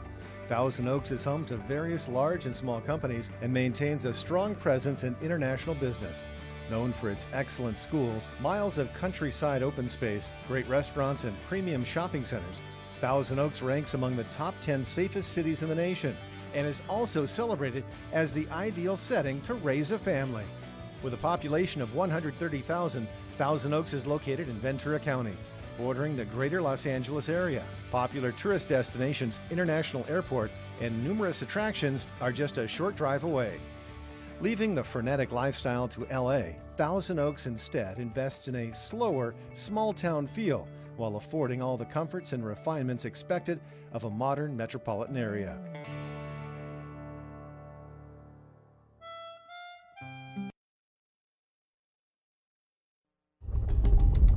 If you live in the high-risk wildfire areas of Southern California, known as the urban interface, you also live with the year-round possibility of a wildland brush fire. Southern California Fire Chiefs urge you to take personal responsibility and prepare now for this year's fire season. A new program can help. It's called Ready, Set, Go. To get ready, a free wildfire action plan will help teach you to better prepare your home to be more fire resistant. Are you set? When fire weather is predicted, monitor your local news for updates and prepare yourself and your family by having a disaster plan and checklist. When the fire comes, don't wait for your local police officers to give you an evacuation order. Leave early and let your local firefighters work to save your home. For your free copy of the Ready, Set, Go Wildfire Action Plan, visit your local fire department's website or your local fire station.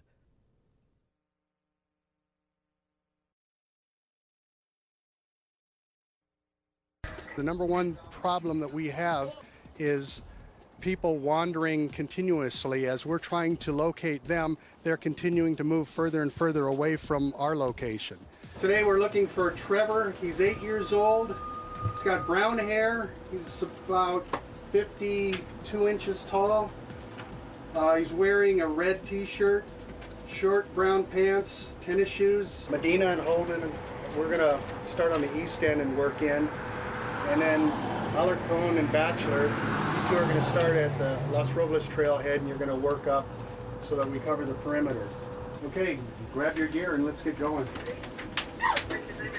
So the idea is to teach them to stay put in one spot and to remain calm so that we can find them quicker. Trevor! Trevor, can you hear me?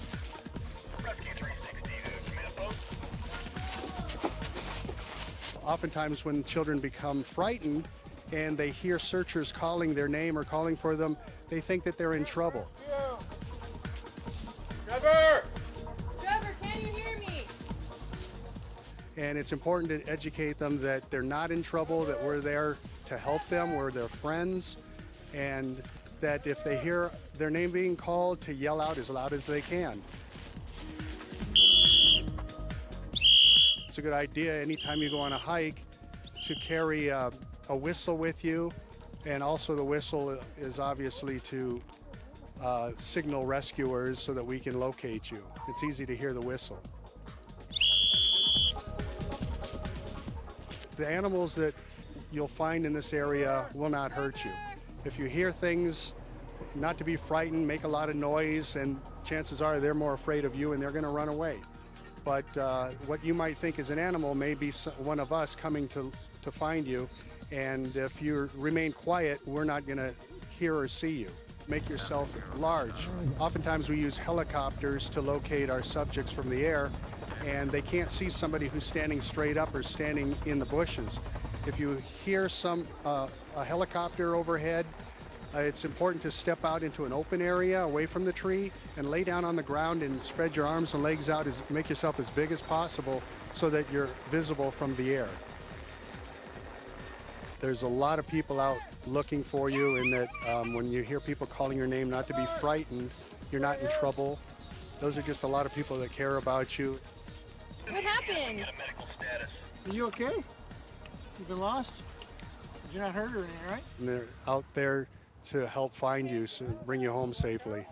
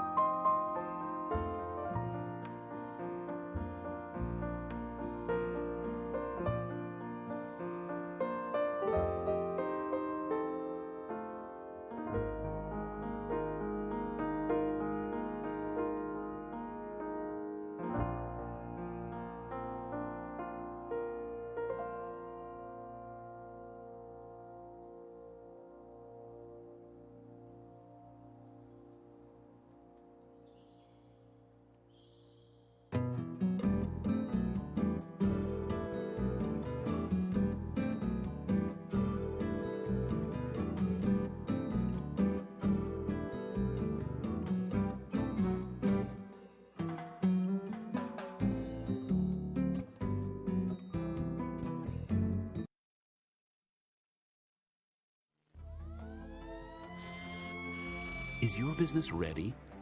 I'm ready. I'm ready. I'm ready to assist my community in the face of a disaster. I'm aware of the local hazards that could affect my business, and I have an emergency business plan.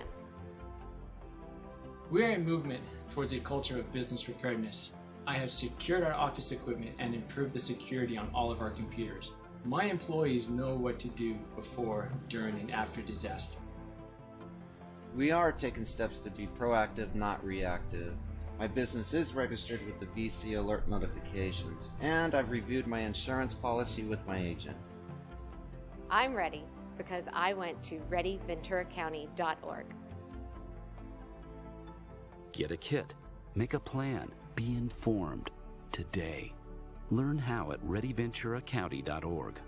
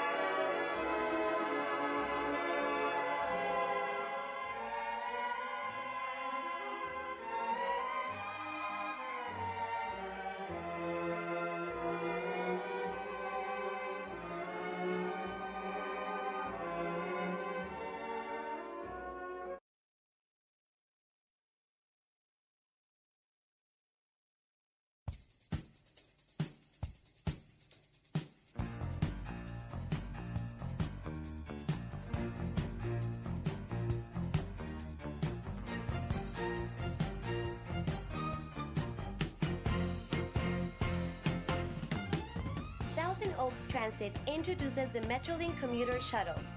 Now taking riders to the Moore Park Metrolink station with pickups at the Thousand Oaks Transportation Center, California Lutheran University, and Oaks Mall. Operating Monday through Friday. Regular fares are just $2.50 and $1.25 for seniors, disabled, or Medicare passengers, with free transfers to Thousand Oaks transit buses. Best of all, Metrolink ticket holders ride for free. Take the train to work and school. With fares this low, every ride's a party.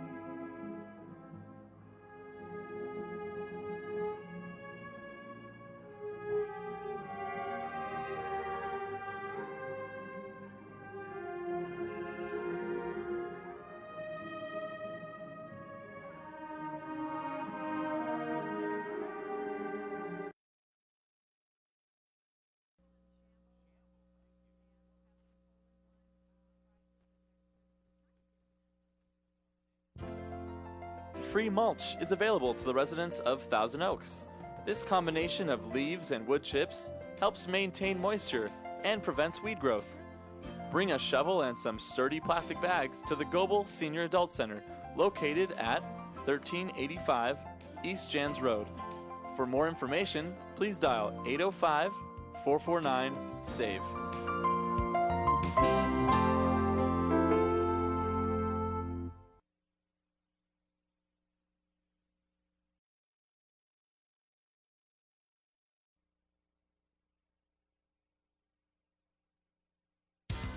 Los Robles Greens, located in beautiful Thousand Oaks.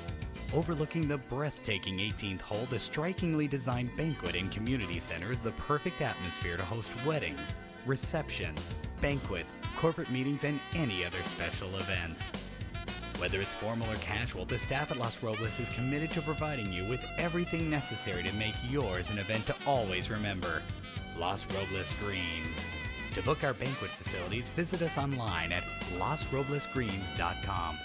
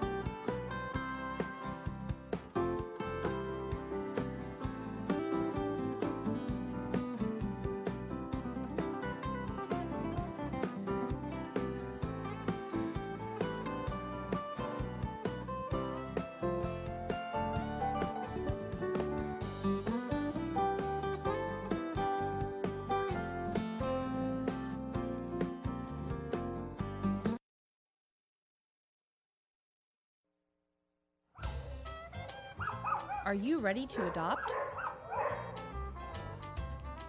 Are you ready to adopt an oak tree? You like 58. Oh, pick me, pick me, pick me, pick me, pick me, pick me. What do you think of it? Does it look good? You want that one? That's a good one, isn't it? It looks great. Honor someone special by naming an oak tree in their honor or memory while helping to preserve 15,000 acres of Thousand Oaks open space.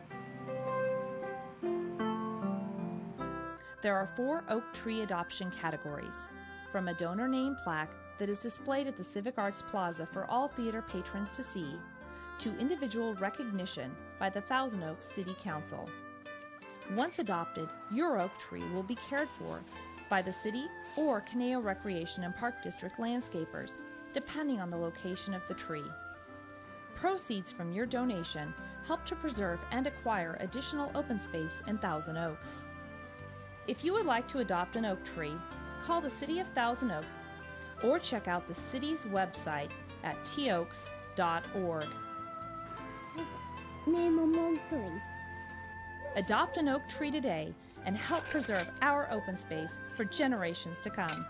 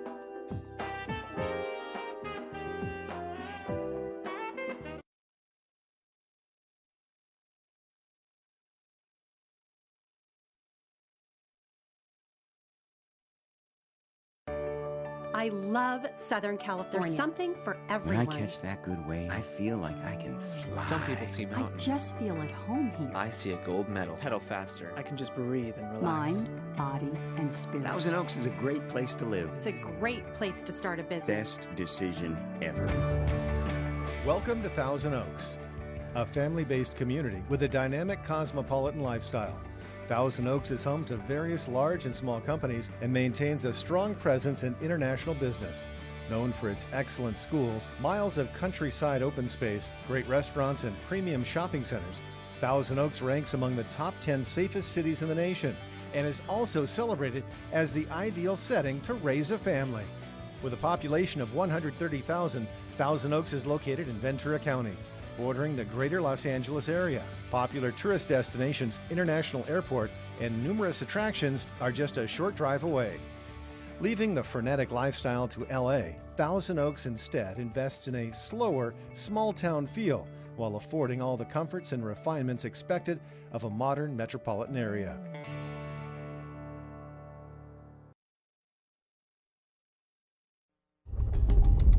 If you live in the high-risk wildfire areas of Southern California, known as the urban interface, you also live with the year-round possibility of a wildland brush fire.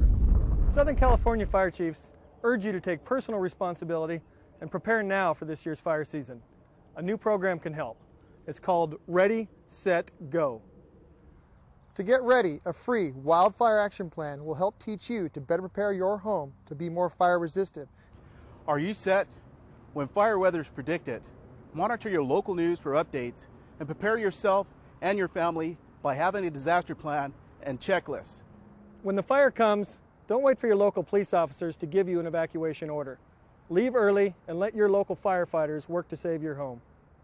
For your free copy of the Ready, Set, Go Wildfire Action Plan, visit your local fire department's website or your local fire station.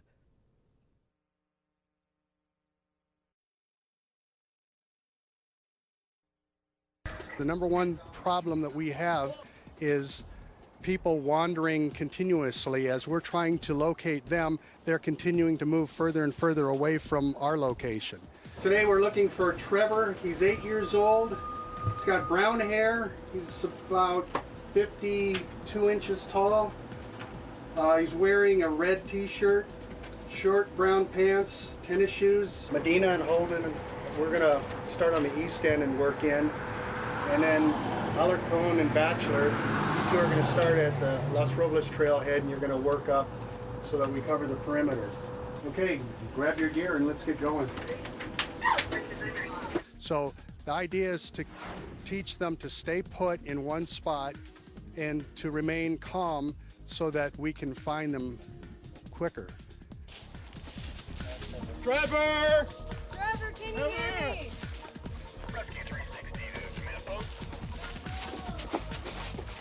Oftentimes when children become frightened and they hear searchers calling their name or calling for them, they think that they're in trouble. Trevor! Trevor, can you hear me? And it's important to educate them that they're not in trouble, that we're there to help them, we're their friends, and that if they hear their name being called, to yell out as loud as they can. It's a good idea anytime you go on a hike to carry a whistle with you, and also the whistle is obviously to signal rescuers so that we can locate you. It's easy to hear the whistle. The animals that you'll find in this area will not hurt you. If you hear things, not to be frightened, make a lot of noise, and chances are they're more afraid of you and they're going to run away.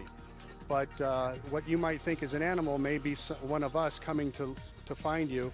And if you remain quiet, we're not going to hear or see you. Make yourself large. Oftentimes we use helicopters to locate our subjects from the air, and they can't see somebody who's standing straight up or standing in the bushes. If you hear a helicopter overhead, it's important to step out into an open area away from the tree and lay down on the ground and spread your arms and legs out, make yourself as big as possible so that you're visible from the air. there's a lot of people out looking for you, and that when you hear people calling your name, not to be frightened. You're not in trouble. Those are just a lot of people that care about you. What happened? Are you okay? You've been lost? You're not hurt or anything, right? And they're out there to help find you, so bring you home safely.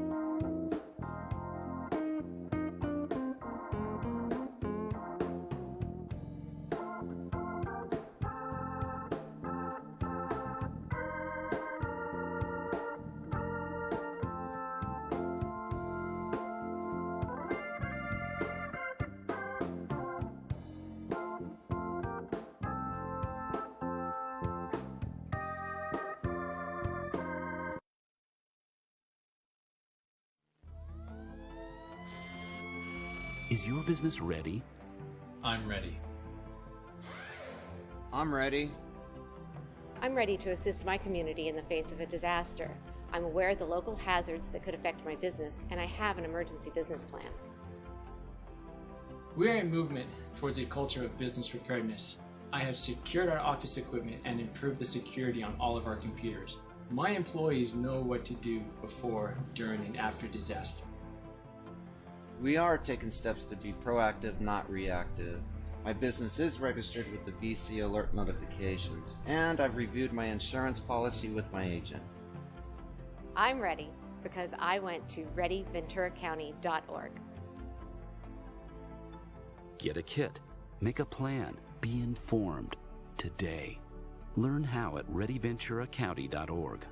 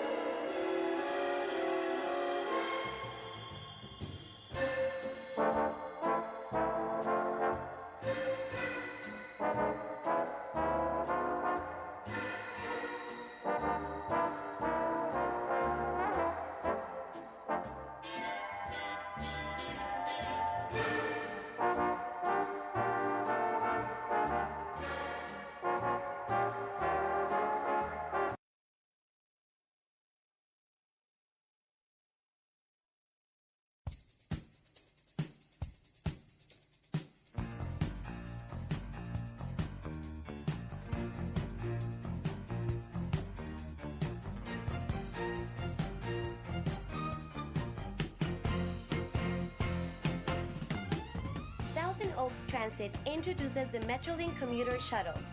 Now taking riders to the Moore Park Metrolink station with pickups at the Thousand Oaks Transportation Center, California Lutheran University, and Oaks Mall. Operating Monday through Friday.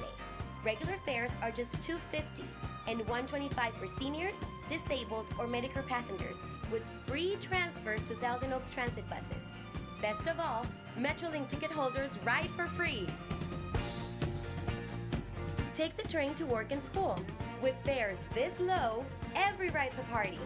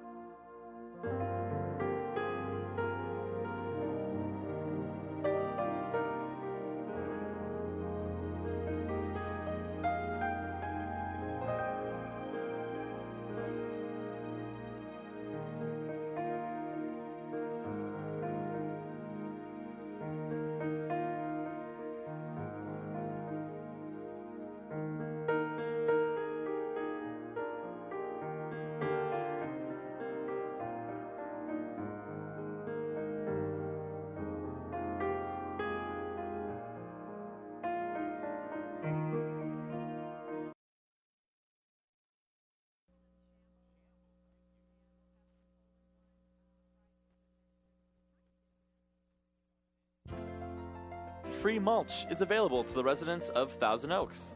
This combination of leaves and wood chips helps maintain moisture and prevents weed growth.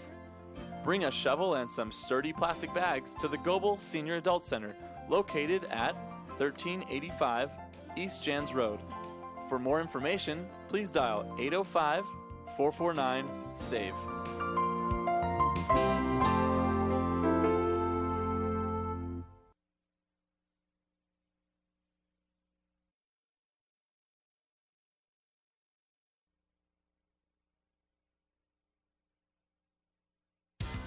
Los Robles Greens, located in beautiful Thousand Oaks. Overlooking the breathtaking 18th hole, the strikingly designed banquet and community center is the perfect atmosphere to host weddings, receptions, banquets, corporate meetings, and any other special events. Whether it's formal or casual, the staff at Los Robles is committed to providing you with everything necessary to make yours an event to always remember. Los Robles Greens. To book our banquet facilities, visit us online at losroblesgreens.com.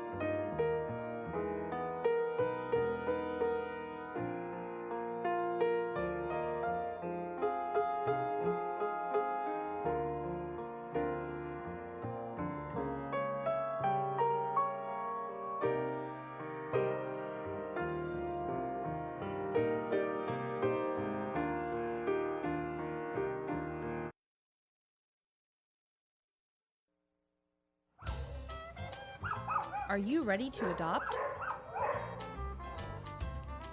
Are you ready to adopt an oak tree? You like 58. Oh, pick me, pick me, pick me, pick me, pick me, pick me. What do you think of it? Isn't it good? You want that one? That's a good one, isn't it? It looks great. Honor someone special by naming an oak tree in their honor or memory while helping to preserve 15,000 acres of Thousand Oaks open space. There are 4 oak tree adoption categories, from a donor name plaque that is displayed at the Civic Arts Plaza for all theater patrons to see, to individual recognition by the Thousand Oaks City Council. Once adopted, your oak tree will be cared for by the city or Caneo Recreation and Park District landscapers, depending on the location of the tree. Proceeds from your donation help to preserve and acquire additional open space in Thousand Oaks. If you would like to adopt an oak tree, call the City of Thousand Oaks or check out the city's website at toaks.org. Adopt an oak tree today and help preserve our open space for generations to come.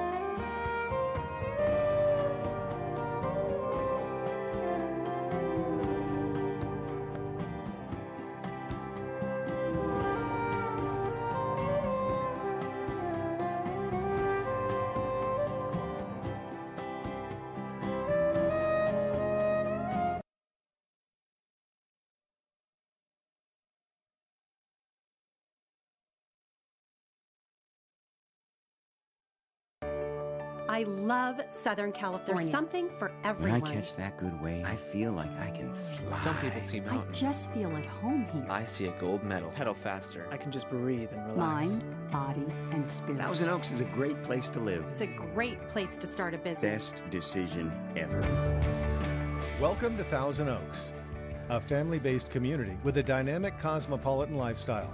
Thousand Oaks is home to various large and small companies and maintains a strong presence in international business. Known for its excellent schools, miles of countryside open space, great restaurants, and premium shopping centers, Thousand Oaks ranks among the top 10 safest cities in the nation and is also celebrated as the ideal setting to raise a family. With a population of 130,000, Thousand Oaks is located in Ventura County, bordering the greater Los Angeles area. Popular tourist destinations, International Airport, and numerous attractions are just a short drive away. Leaving the frenetic lifestyle to LA, Thousand Oaks instead invests in a slower, small-town feel while affording all the comforts and refinements expected of a modern metropolitan area.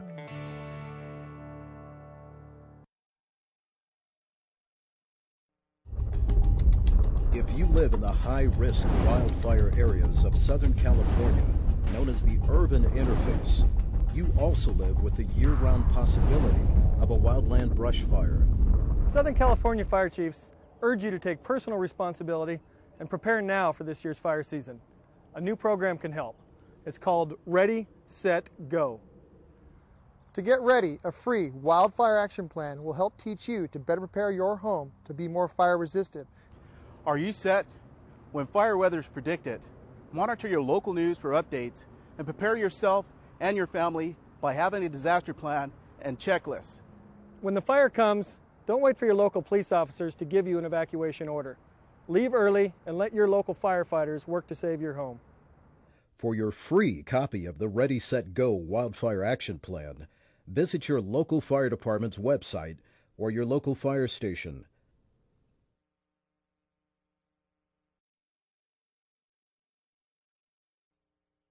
The number one problem that we have is people wandering continuously. As we're trying to locate them, they're continuing to move further and further away from our location. Today we're looking for Trevor. He's 8 years old. He's got brown hair. He's about 52 inches tall.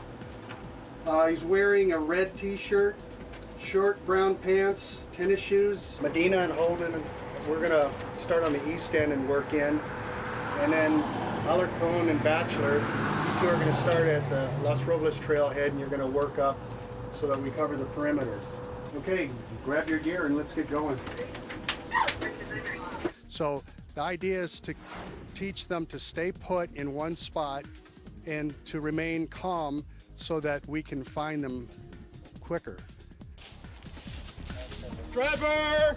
Trevor, can you hear me?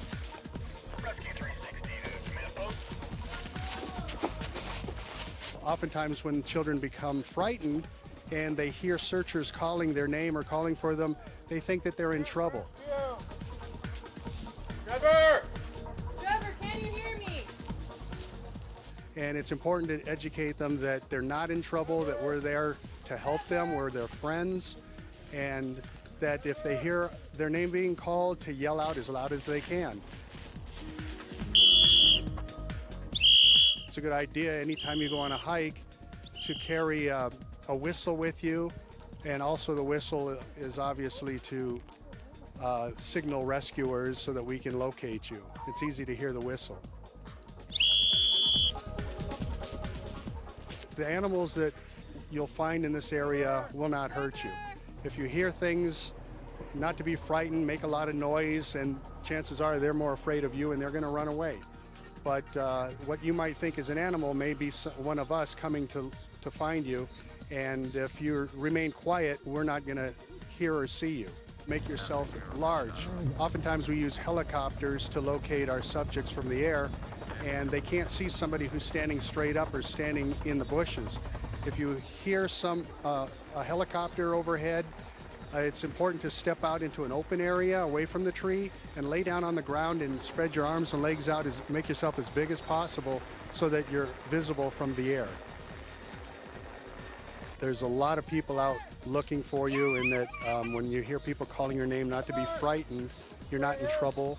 Those are just a lot of people that care about you. What happened? Are you okay? You've been lost? You're not hurt or anything, right? And they're out there to help find you, so bring you home safely.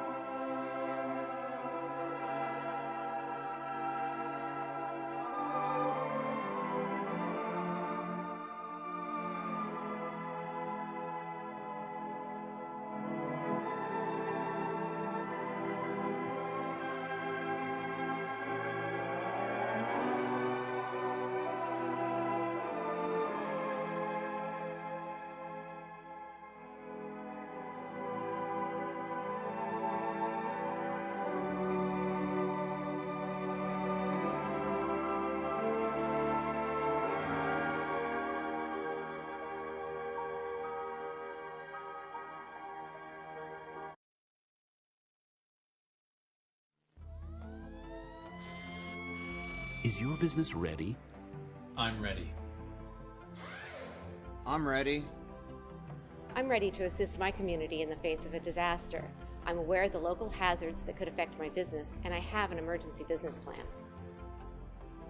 We are a movement towards a culture of business preparedness. I have secured our office equipment and improved the security on all of our computers. My employees know what to do before, during, and after disaster. We are taking steps to be proactive, not reactive. My business is registered with the BC Alert Notifications, and I've reviewed my insurance policy with my agent. I'm ready because I went to readyventuracounty.org. Get a kit. Make a plan. Be informed today. Learn how at readyventuracounty.org.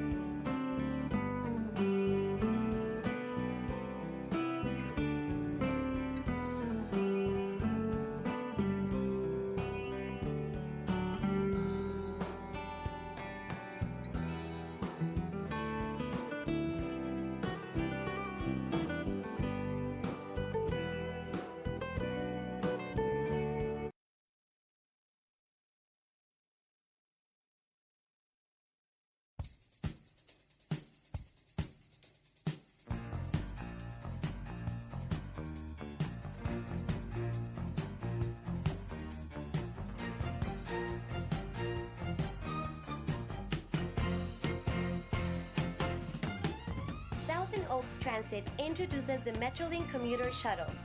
Now taking riders to the Moore Park Metrolink station with pickups at the Thousand Oaks Transportation Center, California Lutheran University, and Oaks Mall. Operating Monday through Friday. Regular fares are just $2.50 and $1.25 for seniors, disabled, or Medicare passengers, with free transfers to Thousand Oaks Transit buses. Best of all, Metrolink ticket holders ride for free.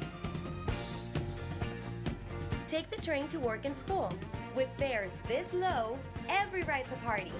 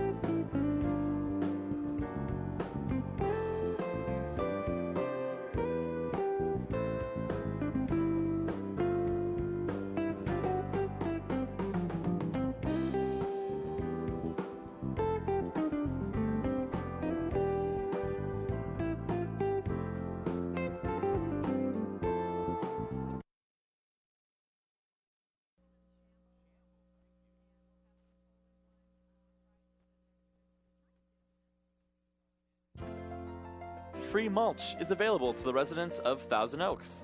This combination of leaves and wood chips helps maintain moisture and prevents weed growth.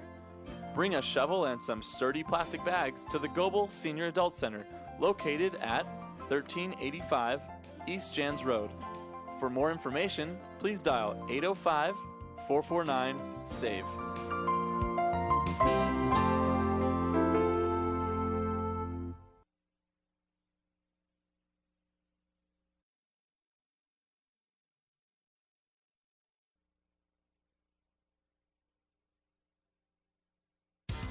Los Robles Greens, located in beautiful Thousand Oaks. Overlooking the breathtaking 18th hole, the strikingly designed banquet and community center is the perfect atmosphere to host weddings, receptions, banquets, corporate meetings, and any other special events. Whether it's formal or casual, the staff at Los Robles is committed to providing you with everything necessary to make yours an event to always remember. Los Robles Greens. To book our banquet facilities, visit us online at losroblesgreens.com.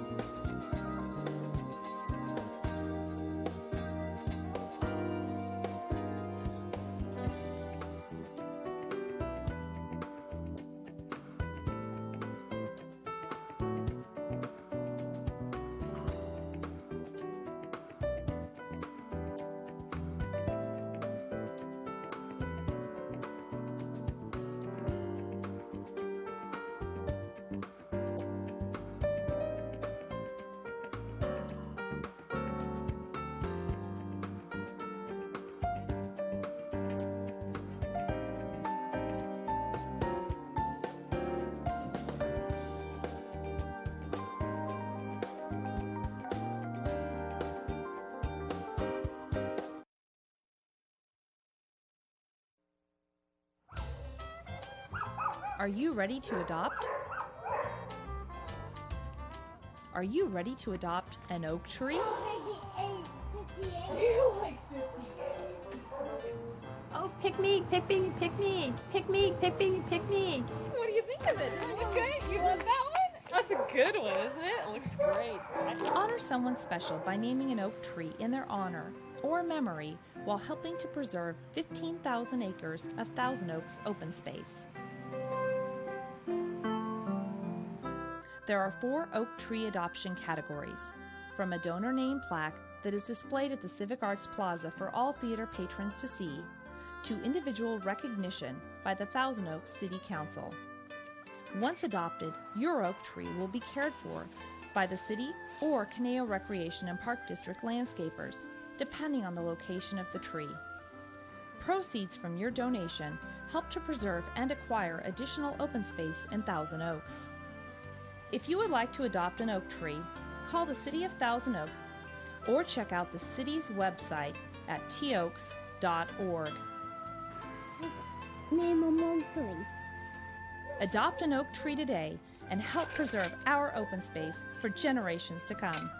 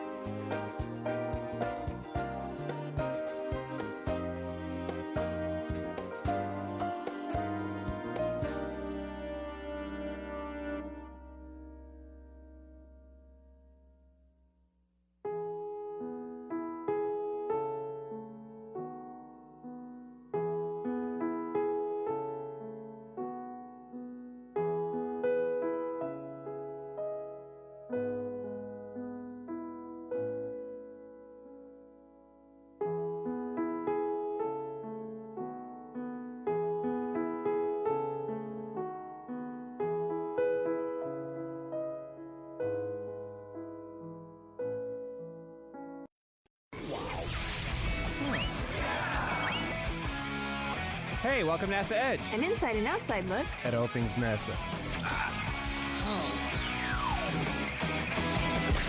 Oh, that's gonna leave a mark. Up next, NASA Edge. On TOTV, government television for the city of Thousand Oaks. Hi, we're Chris and Blair from NASA Edge. And you're watching NASA TV. An inside and outside look at all things NASA. Straight from Blair's head. Does that mean I need makeup? Are you saying I need makeup?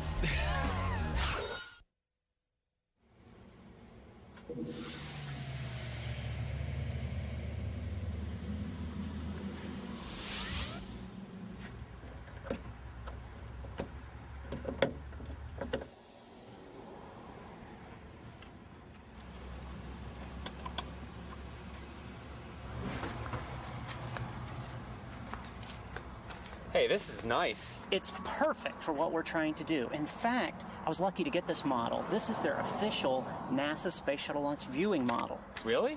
Oh yeah, they threw in a telescope for viewing the launch, a portable GPS unit, and they gave us a discount on our Space Shuttle Launch viewing license, which NASA Kennedy didn't even mention. That's strange. How much does that cost? Oh, well, that's the best part. After all the extras, prepaid fuel and whatnot, minus the discounts, we're looking at just under double what a normal RV would cost. But that's a good deal, so win-win for us. You know, I probably could have gotten you a better deal, but hey, that's okay, because you're in charge of this mission. So let's go pick up Debbie and Franklin. You're going to need the keys. Shotgun. Next stop, North Carolina.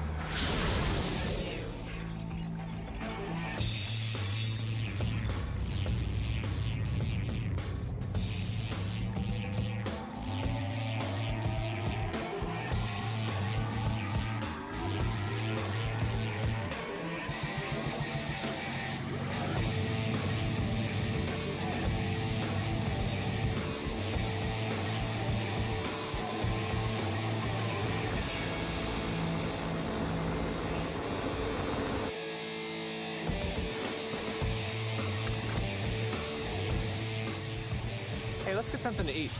Yeah. I didn't know the egg salad was going to go bad.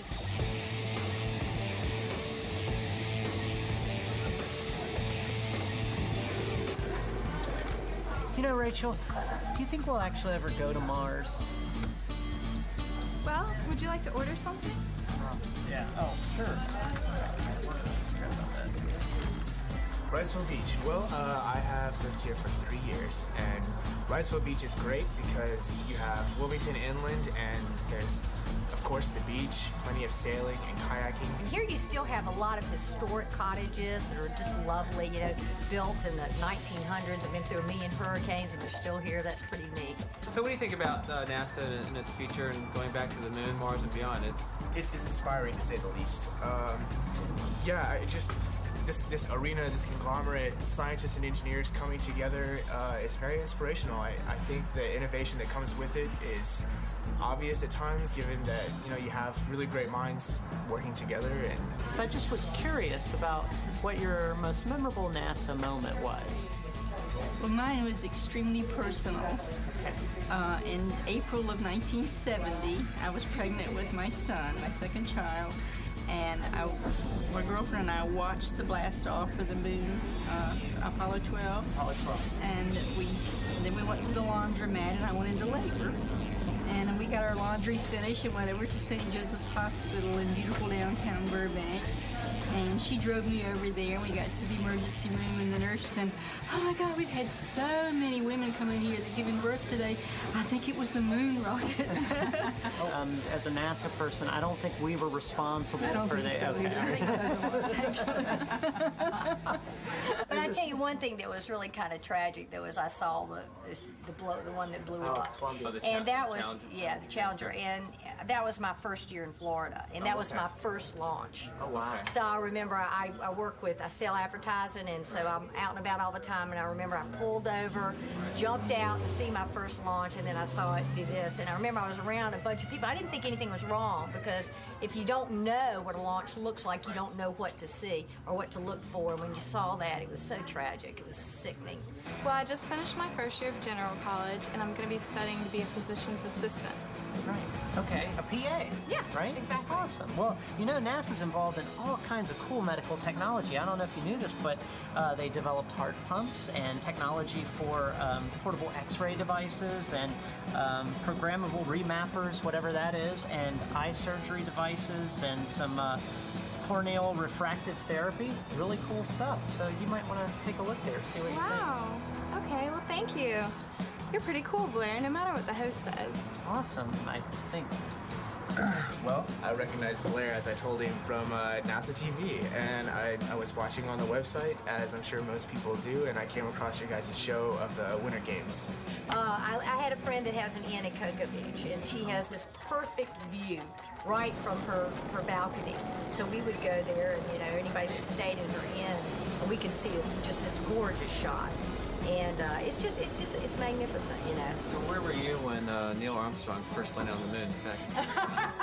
Well, I don't think she can remember that. I know I look old, but I'm not quite that old. Old enough to remember. Come on. It's already insulting me. It's really only 22 and a half, just weathered. Everybody was so involved, and it was so wonderful. I mean, everybody was so enthusiastic about the space program back then, you know. It was wonderful. I'd like to get back to that point when everybody could be excited again. And, So do you think the next generation, the kids who are in middle school and high school now, you think they could get excited about this upcoming launch? Absolutely. It's just a matter of awareness and education and all that. And it's a wonderful thing, exploration.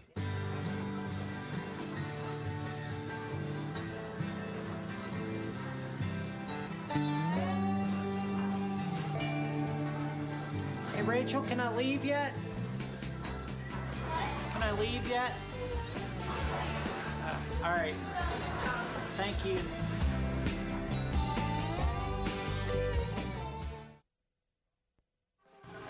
Check it out, we're taking an exclusive inside look at the official, unofficial Space Food Cook-Off here inside the Food Lab at the NASA Johnson Space Center. So, what do we have here? We have something very special, chicken and peanut sauce.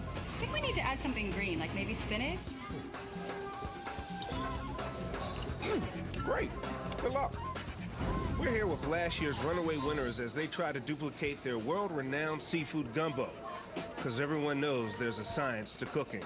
So tell me, guys, what's your criteria for judging space food? That's an excellent question. There's nutritional content, taste, of course, and creativity. And presentation. Presentation is important. Great, great, but do you really think you can compete with the media knots from NASA Edge? Oh, yeah. It's gonna be good, isn't it? More root beer? More root beer. Dip that in there. More root beer. That's good. Wonderful. There we go. Oh, yeah. Frothy goodness. Good job. Needs more jelly beans.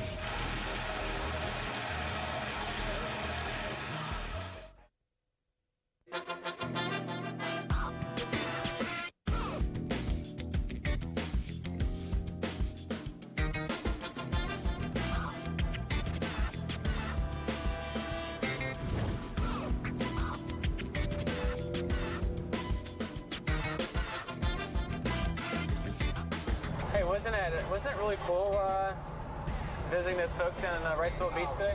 Awesome. Yeah, I want to move there. Yeah, that's just I could move there that's in a great heartbeat. town. Awesome.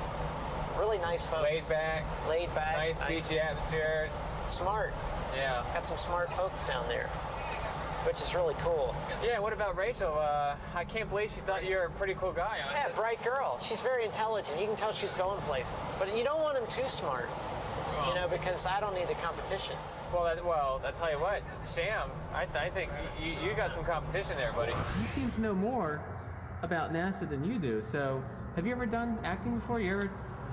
Would you like to be a co-host of NASA Edge? I mean, you know, I've always wanted to work for NASA since I was a little kid. But you're in school for math, right? That's right. Okay, so probably don't have the training. Ron, get a business card and probably let's get him one so that we can. I need to get his information. And you're not done with school, so it'll be a while before you're even available in the professional market, I would imagine. But probably he could be an intern. Okay, intern, yes, with a limited speaking role, maybe with the potential to take over as he completes his degree, and then I could sort of mentor him, and he could be my my assistant, my sidekick, my... Remember, you want him to succeed. See, you can't, look, he's got his college face on, his good interview foot forward. That's not going to play. I mean, but he was so natural. He was nice. He wasn't bad. But I just don't think he's co-host material. I'm excited about the launch. Oh yeah, that's. That's just going to be sweet. I tell you what, I can't believe you went through all that effort to organize all this on your own. Listen, I'm telling you. It's great, and you can see the excitement on some people talking about launches and launches they've been to. Yeah. It's really cool. The only time I saw a launch, I was actually in Orlando and saw one from a friend of mine's apartment, but it was just for a brief glimpse of it. Yeah, I've never even, I don't think I've been in the state of Florida when there's been a launch. Really? Yeah. I've seen them on TV, obviously. Right. Never an actual launch. So I'm thrilled more than anybody to see this. Did you get the VIP passes? I got everything. I told him, I said, we're NASA Edge. I'm Blair from NASA Edge. I want... And maybe hook you up? Yeah, he did seem a little confused that we were coming down at this time. I guess he didn't expect us to come down for a launch. I don't know why. Really? I don't know why he wouldn't expect us to come down for a launch. I mean, we're the premier... space geeks. I mean, we're out there finding out everything about NASA. At least I am. You may be a space geek. I mean, I'm just a regular. Hey man, I'm a self-proclaimed space geek. Yeah, I'm all into it. I mean, that's part of my my soon-to-be established insider status. Well, hopefully. What's going on once we get down to Kennedy for this? Oh, I've got several NASA activities planned. You got any interviews lined up with anybody? No, not at NASA. I mean, pretty much, I don't think we need to line anything up. I mean, we're going to be there at the launch. We're going to be hanging out. People are going to see us, and they're going to just come to us and say, we love you, NASA Edge, and then that'll inspire an interview. All right. That's how it works. All right. That's how it works. Talk to me, Franklin. This thing is acquiring the map here. It's kind of more dial-up. Dude, we're half a state away from 95. You're half a what? State. Yeah. Savannah, you gotta stay on 17. I know. I don't even know how you thought about going back to 95. Yeah. I did not think about going back to 95. That's what the GPS said. Yeah, we 95 below Savannah. Yeah, exactly. That's the fastest way. Yeah, Richmond Hill is below Savannah. Absolutely. Yeah, you need to stay on. Because Bluffton, we go off at 90. Once we get 95, we go off the big one across. Right. Yeah. But yeah, it's 17 the whole way, babe.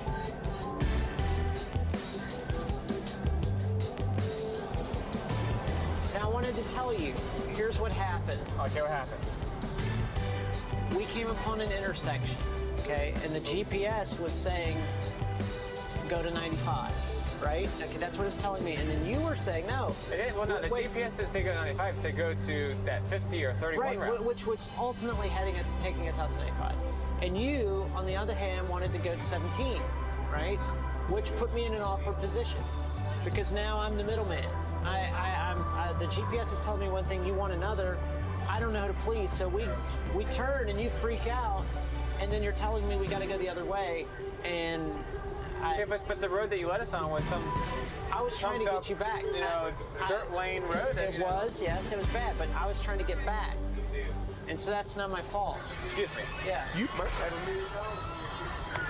Oh. Oh. That was not Hung good. up on the wife. Oh, that's bad. That was not good. You lost it. You lost Oh, I'm going to hear it from Susie Q. Yeah. Oh.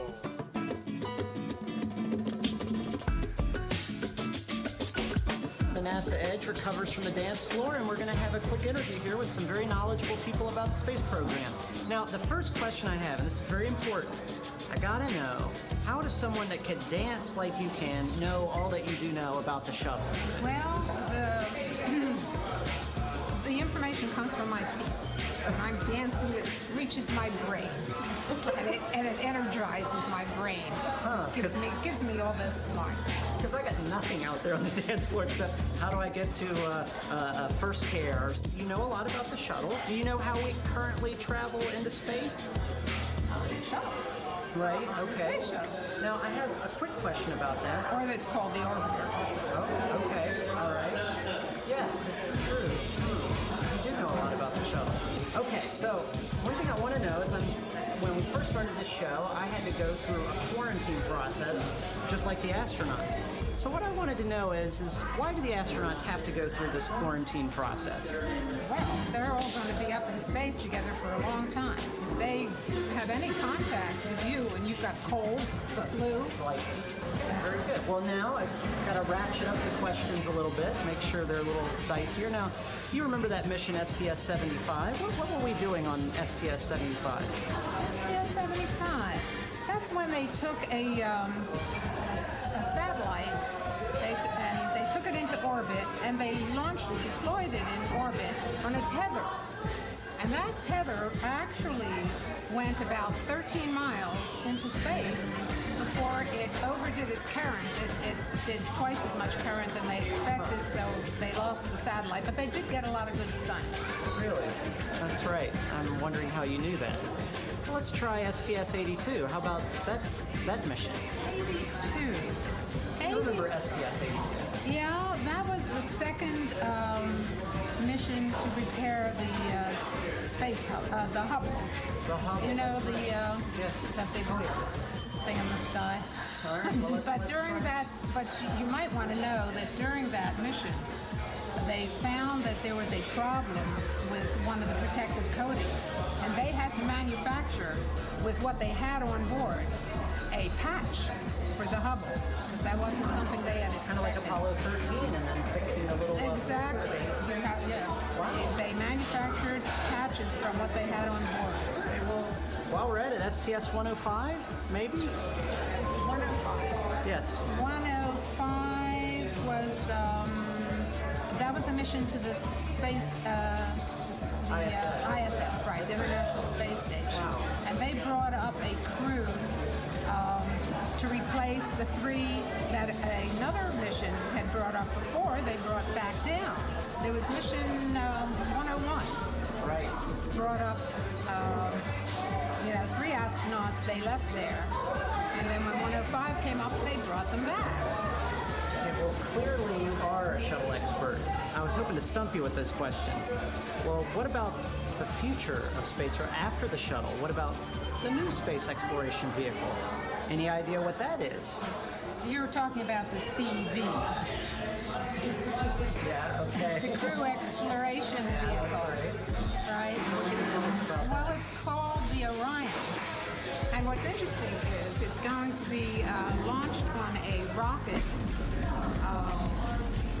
It's called the Ares. That's right. The Ares was designed by an astronaut, I believe his name is Colonel Scott Horowitz. Yeah. I think Doc. Doc? Severinsen? No. Doc Horowitz, yes. Wow, well, shoot. He's known to you guys, to all of you, I guess, as Doc, but he's known to me as my son.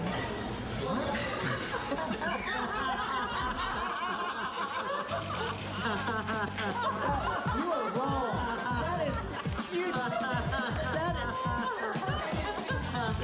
You are chumps, both of you.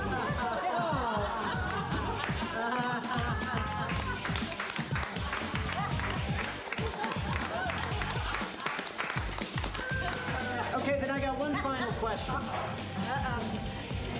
Has Doc been out on the dance floor? You never get him on the dance floor. Put him in space. That's where he's happy. All right, well, I guess anybody can do those kind of moves in low gravity, right? Yeah, so, and you've been humiliated along with Blair on NASA Edge, an inside and outside look at all things NASA.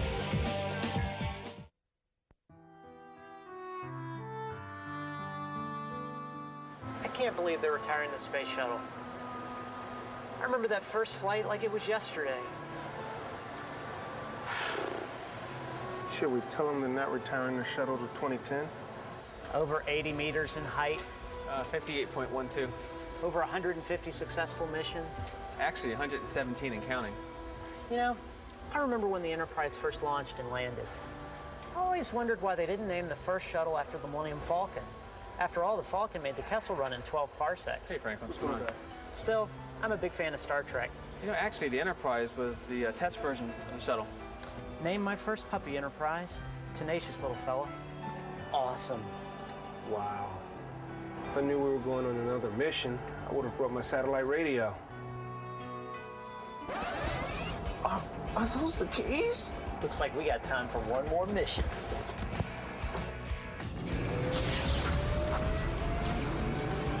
Houston, we had a problem.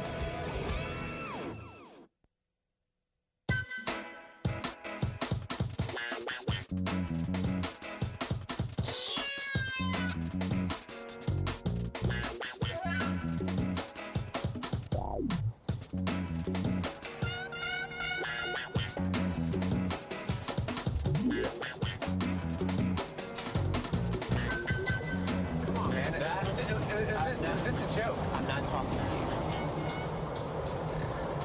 you. You're gonna be mad over that. Looked like you were having a pretty good time last night. I'm not talking to you. Franklin, what's up with that? All I want to know is who told him the electric slide. Actually, you did a pretty good electric slide last night. Don't try to bring science into the conversation to get me out of my shell. I'm not talking to you. You scammed me. You know, this show is like a marriage. A bad marriage. It's like a marriage. Tell me this, did you not have fun last night? I had fun up to a point. And what was your reaction when you started talking to Doc's mom about the shuttle? Well, clearly she was very knowledgeable, much more knowledgeable than I was with my pre-interview information. So it made you felt that you were on the outside even more, didn't you?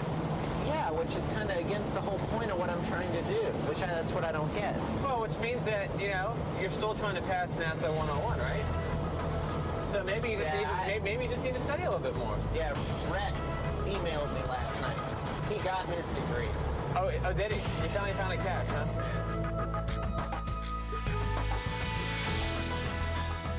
Hey, when we get to Kennedy, I told Blair, since, you know, we kind of played that joke on him, and it's not going over real well. He's still... I'm okay now, if this works. He's won and still. Hey, let's go ahead and give him the job as host when we get to the launch, so that way he can take care of everything from the countdown to the launch to the interviews, and we'll just sort of be in the background. Oh, that's fine. And that way, that will sort of be his final test for NASA 101. Now, let me just ask you something. When you're the host of the launch, yeah, are you going to be able to explain what happens, you know, when the shuttle launches, what happens to the SRBs and the solid rocket boosters, to the external tank, the role it's going to undertake? Yeah, but not during the launch. Like, I'll prep the launch with that kind of stuff. What are you going to do during the launch? It'll be more of an emotional... It'll be emotional? This is an incredible moment kind of thing. And I'll, as Debbie said, I'm going to improv it. Is it going to come from the heart? From the heart, absolutely. Now here's the thing, how come you didn't get this information from our shuttle expert last night? When you guys went back to the hotel, I actually stayed and danced with our shuttle expert for another 2 hours. While you were sleeping in your bed, you don't know what I was doing. I was getting research. Yeah, what's your evidence? What's my evidence? Any handouts? You got any? I have no hand, but you'll see when I deliver this. Let's just say, Doc's mom and I now have matching tattoos.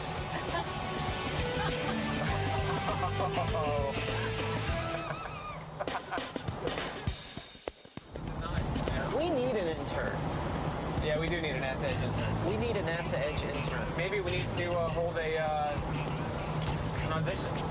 Yeah, that would be a good idea. Now, let me make this clear, okay? Internship for NASA Edge is not an avenue to become host, co-host. Oh, I think it should be an avenue to become co-host. No, I mean not host, but an avenue to become co-host. Okay, how about this? All right. We let the audience decide. Okay, we interview some interns. We ask people to send in their audition tapes, right? Just like I had to. Yeah, but the great thing about it is you get to select the NASA Edge intern.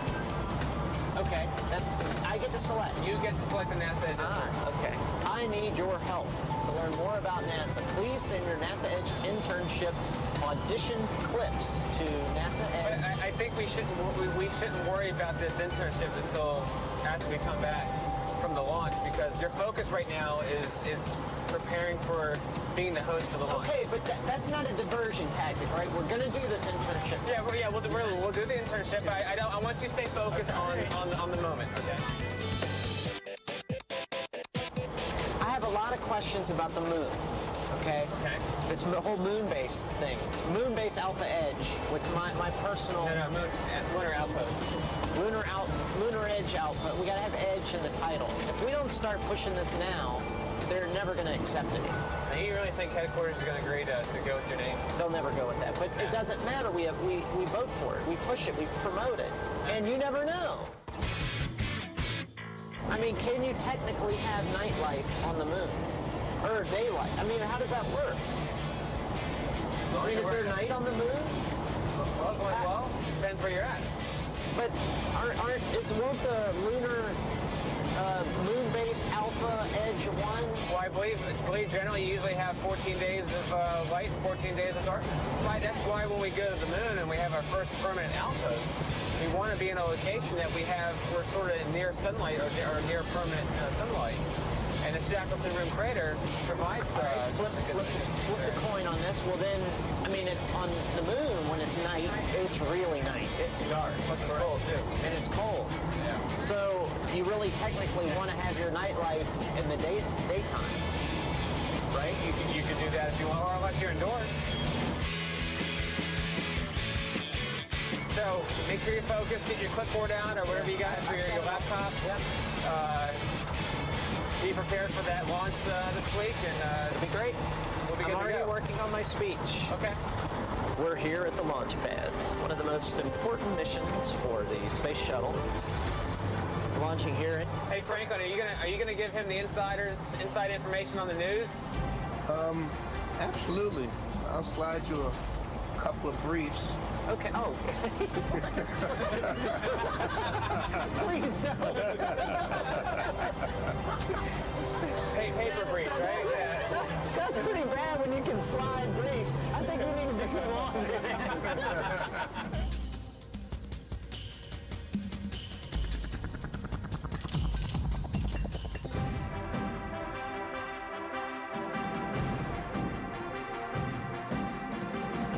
We have liftoff.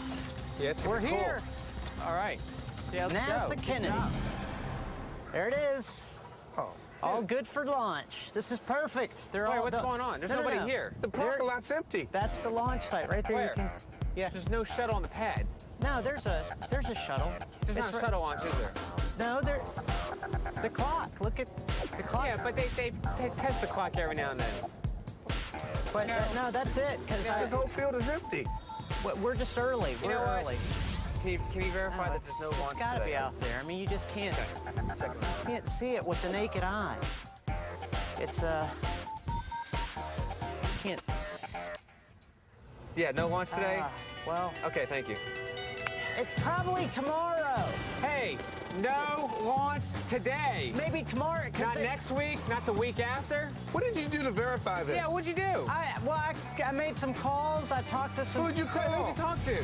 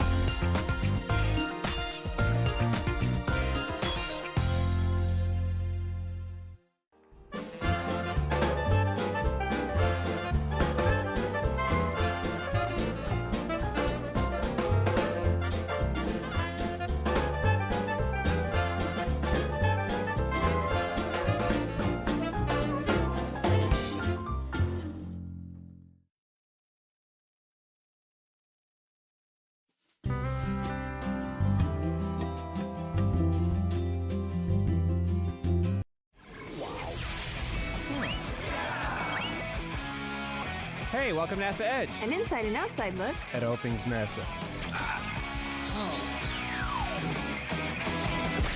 Oh, that's gonna leave a mark. Up next, NASA Edge. On TOTV, government television for the city of Thousand Oaks.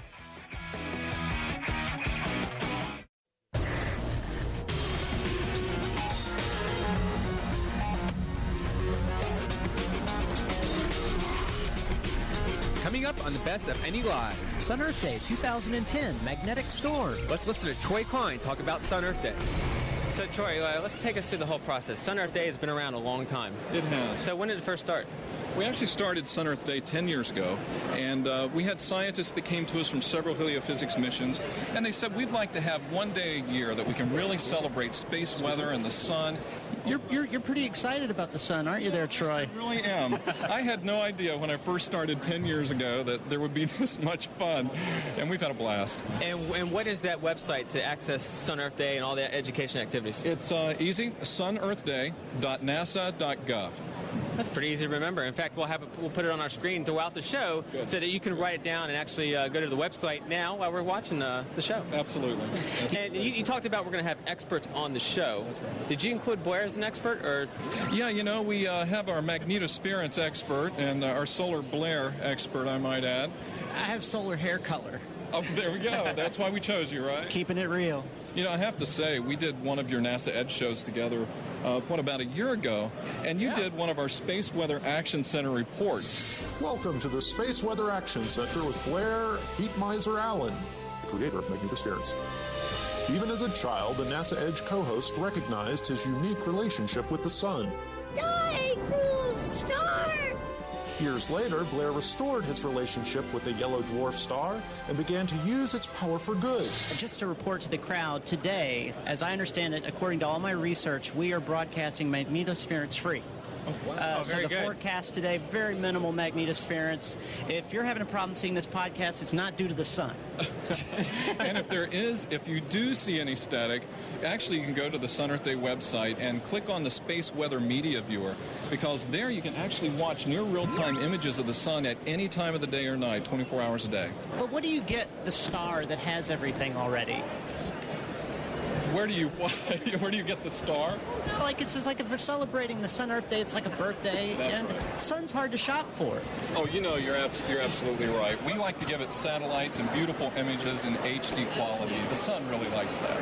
And the great thing about Sun Earth Day is you've evolved over the last 8-10 years. And if correct me if I'm wrong, but now you're using social media involved in Sun Earth Day, and you've actually you're an expert now at these bubble tweets that we've been seeing you doing on Twitter. What's in the future for Sun Earth Day? We have Solar Max coming up. We hope somewhere around, we were thinking 2012. We had about 2 years where the sun was really kind of quiet. And so now we're thinking the Solar Max may happen a little bit after 2012. So stay tuned for that information. Let's check in on Franklin before we go to a break, if that's okay. Oh, sure. Not a problem. Yeah. Hey, Franklin, you out there? Yes, I am. Hey, I am here with Jim from NASA Goddard, and he is involved with heliophysics. That's correct, yeah. I'm involved with heliophysics education. And what does NASA have for teachers attending the NSTA here in Philadelphia? Well, there's a lot of handouts that people come for, and in particular we have this webcast today. That's another good thing that's coming up. And today is Sun Earth Day, so great day for the spring equinox and celebrating heliophysics education. Cool. Thanks, Franklin. Hey, we'll be right back. You're watching NASA Edge. An inside and outside look at all things NASA. On deck is Holly Gilbert, solar physicist from NASA Goddard, and is the co-host at Average Star. So space weather all starts at the sun, and the sun really generates these magnetic storms and space weather because it's a big ball of plasma and it's moving around, and when plasma moves around, it generates magnetic fields. Sometimes they interact and react and create explosive, energetic storms. They're composed of flares and coronal mass ejections, and we call these magnetic storms. CMEs. CMEs, yes, exactly. And when you talk about magnetic storms, how's that different, let's say, from hurricanes or tornadoes in terms of the energy produced? Well, mean, they're extremely energetic. So, for instance, a solar flare is at like 15 million degrees, and that's when these magnetic field lines they interact and they kind of explode, really, and create a bunch of energy, thermal energy, so heat and magnetic energy. And then the coronal mass ejections are the magnetic fields and huge amounts of mass blowing away from the sun. So this is what we call space weather, this stuff that is actually coming through space, and sometimes it hits the Earth. You may or may not know, I have somewhat of a history with Space Weather Action Center, and so I'm really interested in predicting this. Now, how good are we now as NASA and other folks at predicting these solar events? So we are getting much better. We are not at the point where we can actually predict when they're going to happen, but we're starting to understand more of the fundamental physics behind these energetic storms. And sometimes they blow away from the Earth. So it's a very complicated system. We have to know where on the sun they're going to originate, oftentimes near sunspots. We also need to understand how it interacts with the solar wind, which is always emanating from the sun, and how it's going to get intertwined with the solar wind, and then if it's going to hit the Earth. So there's a bunch of factors that go into being able to predict. With the new observatories out in space and better observations, better models, we're able to we're getting better at being able to predict. It's an interesting dynamic star. And for instance, we just went through this very, very long period of solar minimum, which we weren't expecting it to last as long as it did. So we're still trying to figure out the different cycles and how they're going to impact us. And so we don't fully understand everything, but we're getting much closer. Right now it's about middle-aged, so it's kind of happily middle-aged right now. But it will eventually die. It'll burn through all its fuel. Wait a minute. Did you say the sun's middle-aged? Yeah. Well, what happens if it goes through a midlife crisis? Not unlike I'm going through right now. And then our sun is just an average star compared to other stars in the solar system. No, that's not nice. It's not bad to be average. I mean, but it's an important. We have the best sun around. We have the best sun in our solar system. That's true. Yeah, can't debate that. That's true. I'm rolling around the floor here at the NSTA convention, and I came across Vicki Baker from Overbrook High School. She's here as a robotics coach for her students who are actually here at the convention. Vicki, what does it mean to have your students actually come out and experience NSTA?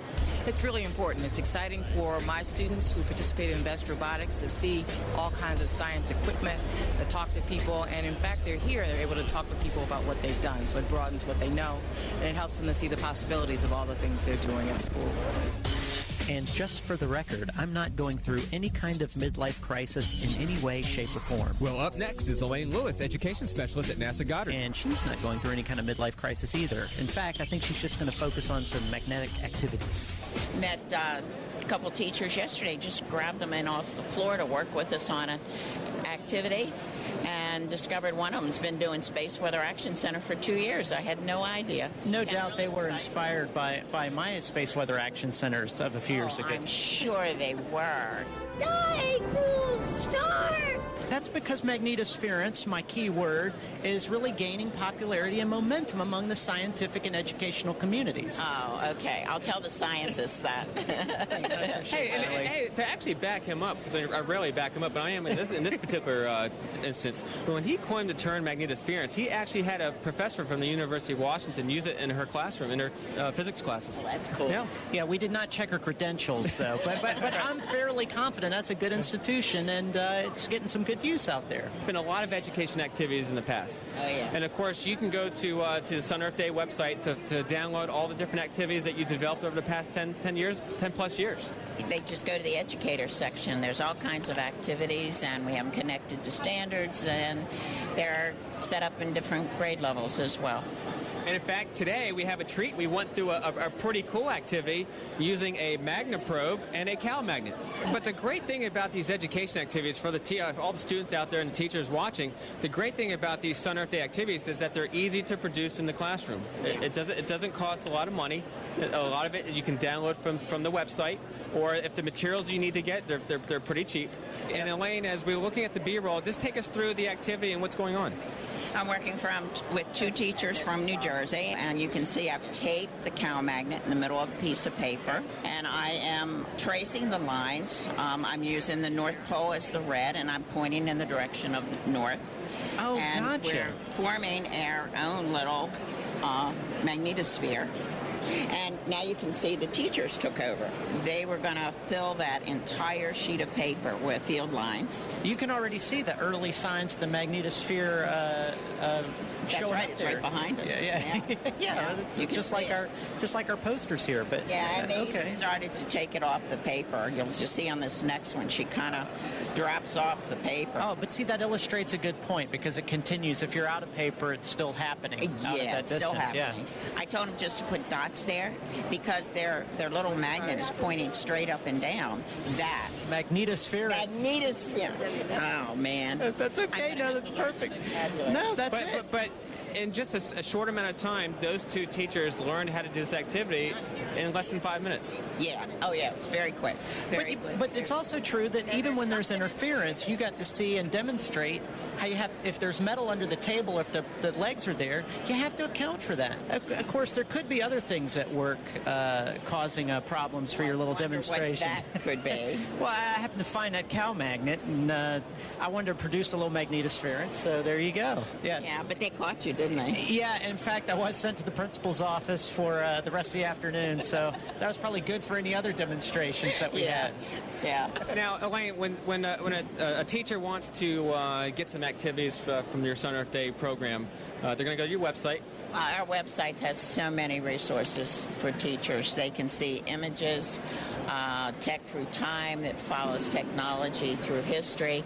And in the educator section, we have all kinds of activities that they can just download and use in their classrooms. And once again, to download any education activity for Sun Earth Day, you can go to the Sun Earth Day site, which is sunearthday.nasa.gov. It's loaded with a wealth of information, and go there today. And it's free information, which is great. Batting cleanup is Nikki Fox. Do you bat cleanup in cricket? I don't know. Let's just ask the deputy project scientist. I'm steering clear of sports, and I'll just focus on the sun. That's probably why we've had an extra long solar minimum, because you said it was an average star. No, I was defending it. I was saying that it wasn't an average star, that it's the best star we have in our solar system. Well, I think you better buy a Corvette or something so we can move to solar maximum. Off the top of your head, what's your favorite observatory? My favorite observatory hasn't been launched yet. It will be launched in 2012, and it's the Radiation Belt Storm Probes, and it is the coolest mission ever. I'm sorry, what was that again? The Radiation Belt Storm Probes. We have 2 spacecraft that will be studying the Earth's radiation belts, the Van Allen belts, getting really up close and personal with our own radiation source and the planet. Okay, so now is that the RBS? It's RBSP. Do we have an instrument called ECT? Yes, we do. I was going to say RSBCT. Find out what it means to me. RBSP ECT, sock it to me. Well, it looks like the sun's going to be socking it to us with some great data with that. Yes, it will. We have SDO launched earlier this year, and they're taking really cool pictures of the sun, very, very high definition. And we will be very soon joining the constellation and sitting in our radiation regions, just waiting to see what happens. What exactly is this particular mission going to do? Well, the radiation belts are a very difficult place to live and work. Most satellites that we have in orbit, all the commercial satellites, actually can safe themselves when a lot of them turn off when they go through the radiation belts. Others, if there's big storms coming, will actually do something to protect themselves. But because we have research satellites, we can't turn them off. We have to sit through and live through the worst possible storms. So, that's what we're going to be out there. It's a little bit like the windsock at the airport. It's really, really, really good. It tells you what the wind's doing right up until it blows away. Okay, well, we because we live in the atmosphere of the sun's outer atmosphere is continually streaming away and invades all the planets. So we live in the atmosphere of the sun. So if the sun has some kind of change on it, we will feel the effect. So if the sun sneezes, the Earth will catch a cold. Wait, you said sneezes? That's so gross. I mean, But it's okay because we have a Kleenex of our own. It's called the magnetosphere, and it protects us. It stops all those germs coming in. So if it sneezes, the magnetosphere will be there to protect. From magnetic storms, which is the theme for Sun Earth Day 2010. Right, and that's how we tie this all in thematically. Yes. Right. Oh, very good. But it's also, even though we have the magnetosphere that sort of protects us from this solar sneeze, if you will, it's still a little gross. I mean, Well, it can be, and actually, when you see these really big events coming up, then what we, as I said, several of these spacecraft actually have to protect themselves to keep the germs away. It's a bit like a hand sanitizer. It is, yes. She brings her own props, ladies and gentlemen. I don't know if this is correct, but isn't this the only visible way that we can see the interaction between the sun and the Earth is through the auroras? It's a visible way we can see down here on Earth, yes, without needing any kind of special equipment. You can look up in the sky and you can see the aurora, and when that's happening, you know there is a space weather event in progress. It's showing the coupling between all the systems. The solar wind couples with the magnetosphere, couples with the ionosphere, and powers the aurora. I tell you what, for those of you who are out there watching this live show, if you ever get a chance to see an aurora, it is an amazing stream of lights. We had a chance to go to Norway to cover a program, and just to see the northern lights and the green lights and the red lights in the sky was just truly breathtaking. Yeah, and it's also cool, if I may, because that's the real visible example of magnetosference, the word that you're helping me introduce to the scientific community. Oh, I am. I use it all the time, and yes. Do you really use it all the time? Maybe not all the time, but some of the time, yes. But now, how have your colleagues responded to this word? Have they, and have you taken credit for it inappropriately? I never take credit for anything you do, Blair. Particularly as if I say magnetosference, they kind of go, huh? So I would always say, oh, Blair said that, not me. Well, it looks like my chances of making it in the academic community have just took a turn for the worse. You're supposed to support me in this. I'm right behind you. Right behind you. To download our latest video podcast or learn more about NASA Edge, just visit our website at www.nasa.gov/NASAEdge. From there, go to the archive page to view our entire collection of video podcasts. You can also find NASA Edge on iTunes. Just visit the music store, type NASA Edge in the search window to visit our page. From there, you can download the podcast, subscribe for free, and even tell your friends on Facebook and Twitter. So download NASA Edge today And get an inside and outside look at all things NASA. Let's see if Steel Hill will support the co-host as we take a look at 3 cool space weather satellites. Unfortunately, we won't be talking to Steel's twin brother, Aluminum. Be careful, folks. This is scary. He does that all the time. This is actually Camilla's cousin. We don't have a name for Camilla's cousin yet. But Camilla, who looks just like this, is the official mascot for SDO, or the Solar Dynamics Observatory. And what is really cool about this spacecraft and its instruments is we're going to see the sun in Super HD for the first time. We're talking 4,000 by 4,000 pixels, which is about 10 times your average HD TV. So the level of detail will be just phenomenal. So besides seeing the full sun at that size, we can zoom in on a real small area where there might be a sunspot or a prominence or some solar activity and still have really crisp detail. So much better, 4 times better than SOHO, and twice, which is another solar mission, and twice resolution of stereo, which is a more recent solar mission. Now, I'm a little concerned about this because so I'm thinking about it. It's Sun Earth Day, obviously, and we're celebrating it. And the sun's kind of a star, right? It is. But SDO is coming off like a really intense paparazzi type situation with all these photographs. I mean, you're like the TMZ for the sun. That's right. Now, we're going to send back, I don't know what it means anything, but 1.5 terabytes a day. But let me tell you what that represents. That means a picture every second or so of the sun at 16 megabytes per picture. So you do the math. I don't know how many. Well, don't ask me to do the math. It amounts to about 500,000 iTunes a day. Now, you mentioned stereo, which was another satellite. Actually, it's 2 satellites up there, right? That's right. What's really cool about stereo is this 3D look of the sun, because we have one ahead of Earth, one behind the Earth, pretty much on the Earth orbit, and they can see the sun from 2 perspectives. For a while, they take actual 3D images of sun, and they're on the stereo website. Now they're too far apart, but what's really cool is they're so far apart that we're seeing more and more of the sun. This one sees around the corner, so to speak. The other one sees around the corner. And in about a year, they'll be exactly opposed to each other, so we'll see the whole sun for the very first time. with sort of our space weather warning system. We do tell satellite operators that, hey, we think there is a solar storm. We saw it happen. We think it'll get here in about, let's say, a day and a half, sometimes 2, sometimes 3. And sometimes they take precautionary measures. So, yeah, we're sort of in that mode where we can at least provide some early warning system. Well, we're going to go to a break, and when we come back, it's going to be your turn to ask questions to the subject matter experts, and we'll be right back. You're watching NASA Edge. An inside and outside look at all things NASA. Let's wrap up the best of any live with a live Q&A session, Sun Earth Day 2010. Don't forget your Kleenex. Or your hand sanitizer. When the solar storm arrived at the Earth, it hit us very hard. We had absolutely fabulous aurora, but if you see an aurora in the sky, you have a current system flowing. That's what you have particles flowing around, and that gives you a current. And when those currents are up there, they can interfere with currents down on Earth. They need to find somewhere to close. So they have to find something really good to close through. And let's see, a power grid. They've even got the wires there, just conveniently there for them. So the currents flow through the wires of the power grid. Normally the electricity that comes into your home is an AC current. This is a big, dirty, great DC current. Comes down, smacks through the whole thing, causes fires, all kinds of things, hot spots in transformers. Yeah, it really did do a lot of damage. So we have another question asking, the astronauts are on station, on the ISS, International Space Station. Are they protected from the solar storms?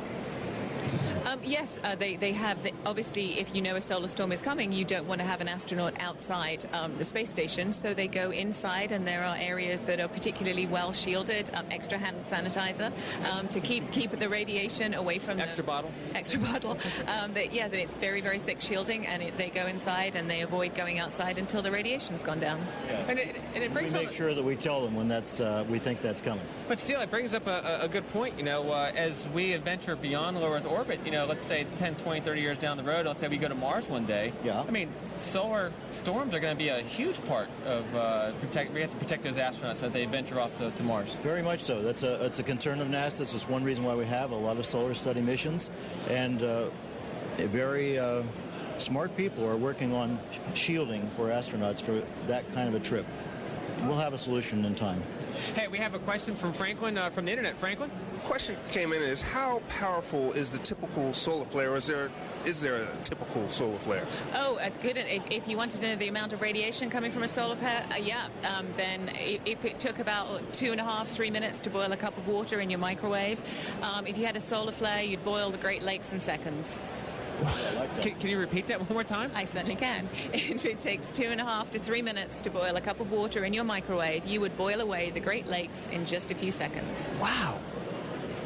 You don't mess with a solar flare. No. Now, before we end the live show, you ever watch American Idol? Sure. Okay, you know the judges that are on American Idol? So we want you to be the judges here. We have a little video clip we want to share with you. And as you know, Elaine and Troy, they have the Space Weather Action Center reports that they provide, and they do a great job. And we get to see videos from the kids delivering Space Weather Action Center reports. The co-host has developed one, and I want you to actually judge his performance. Minimal magnetosference. You'll probably drop a call here and there, maybe from an in-law. You think about your SPF with the intensity. You probably can subtract 5 from your sunscreen rating. Pretty manageable stuff. Next picture.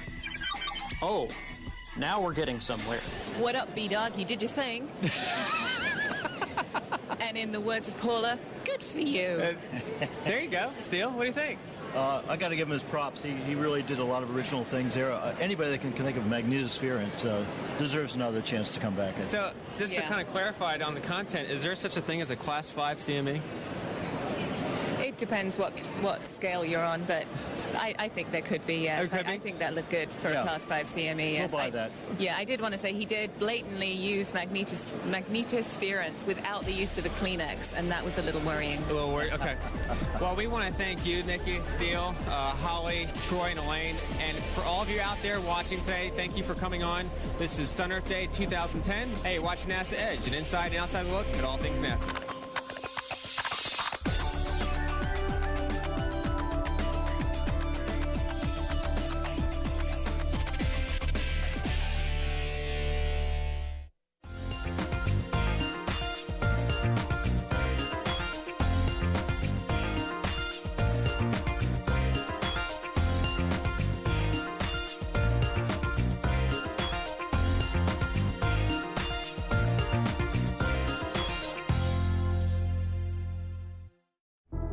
The 1997-98 El Nino is the strongest on record, and its impacts were felt all over the world. Extreme weather patterns, drought, wildfires, floods, all can be linked to a pool of warm water moving across the Pacific. Scientists predict this year's El Nino could be the strongest yet. But what's different today is NASA has an entirely new fleet of satellites and instruments orbiting above Earth, with advanced sensors and cameras that will allow us to see this year's El Nino like never before. El Niños have happened for more than 2 centuries. The changes are always good for some place and bad for somewhere else. The observations will help scientists to answer fundamental questions about how Earth's land, oceans, and atmosphere are connected, allowing them to predict the shape of events in the future. These observations can now be built into models that tell us how fires and other natural events are influenced by each 1-degree change in ocean temperature. From the vantage of space, NASA's network of satellites and instruments will explore how such small changes can have a broad effect on people around the globe and reveal the dynamic big picture of the 2015 El Nino. Summer, and we are sitting in the grass doing nothing. What should we do? The beach. The beach. The beach? The beach? The beach. The beach.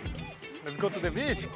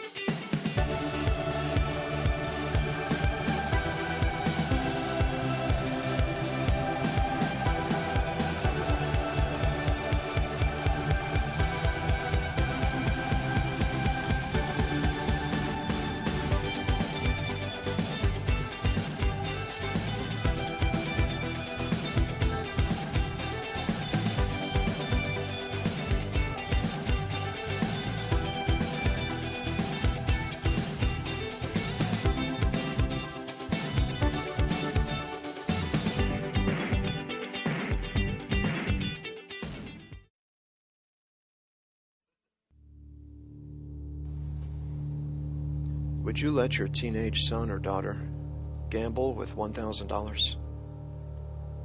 $10,000? How about your home? Binge drinking games are a popular party activity among teens and young adults in Ventura County. Excessive drinking is a competition. There's a variety of rules for getting drunk fast. Pushing the limits is the name of the game.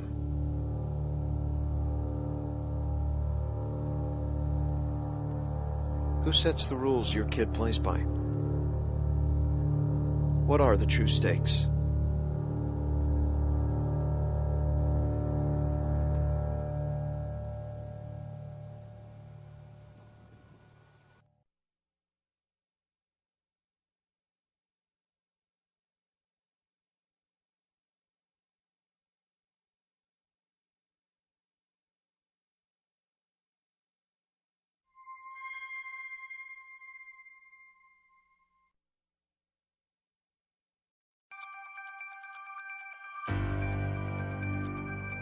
TOTV is an award-winning government channel operated by the City of Thousand Oaks. Our mission is to provide valuable information to the community through telecasts of public meetings and special events. This canyon is incredibly beautiful. It's a hidden gem for a long time. Now we're really happy that everybody can use it. This year I'm the chair of the annual therapeutic dance for kids with special needs. It's really awesome to see an event that's catered to a specific audience and then just enjoying it so much. I hope it means great things for the city of Thousand Oaks and the community of Xibei in the People's Republic of China. TOTV's diverse programming runs 24/7 and offers a variety of shows about education, the military, NASA, current events, and the arts. Connect with us online and watch exclusive local programming by visiting our YouTube channel. TOTV, extraordinary service to the citizens we serve, is our purpose. Hi, I'm Nate with Cal Water. May is National Water Awareness Month. And we'd like to remind you that by using water wisely, you could save money, protect the environment, and ensure that we have adequate water for future generations. Here are some water-saving tips. Avoid overwatering your lawn. If the grass springs up after stepping on it, it doesn't need water. Check your sprinkler system periodically for overspray and broken sprinkler heads, and choose native, drought-tolerant plants for your yard. For more conservation tips, call Cal Water, your neighborhood water utility.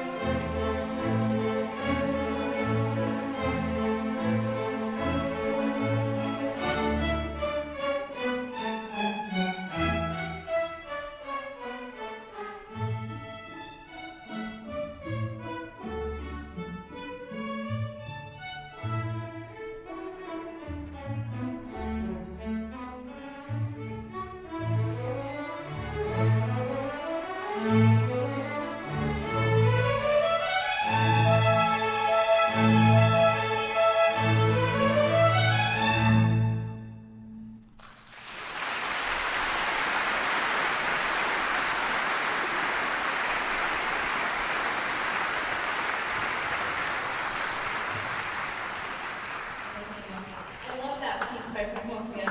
I think he had fun writing it. You know, he was a modern composer, but he was writing in this classical style.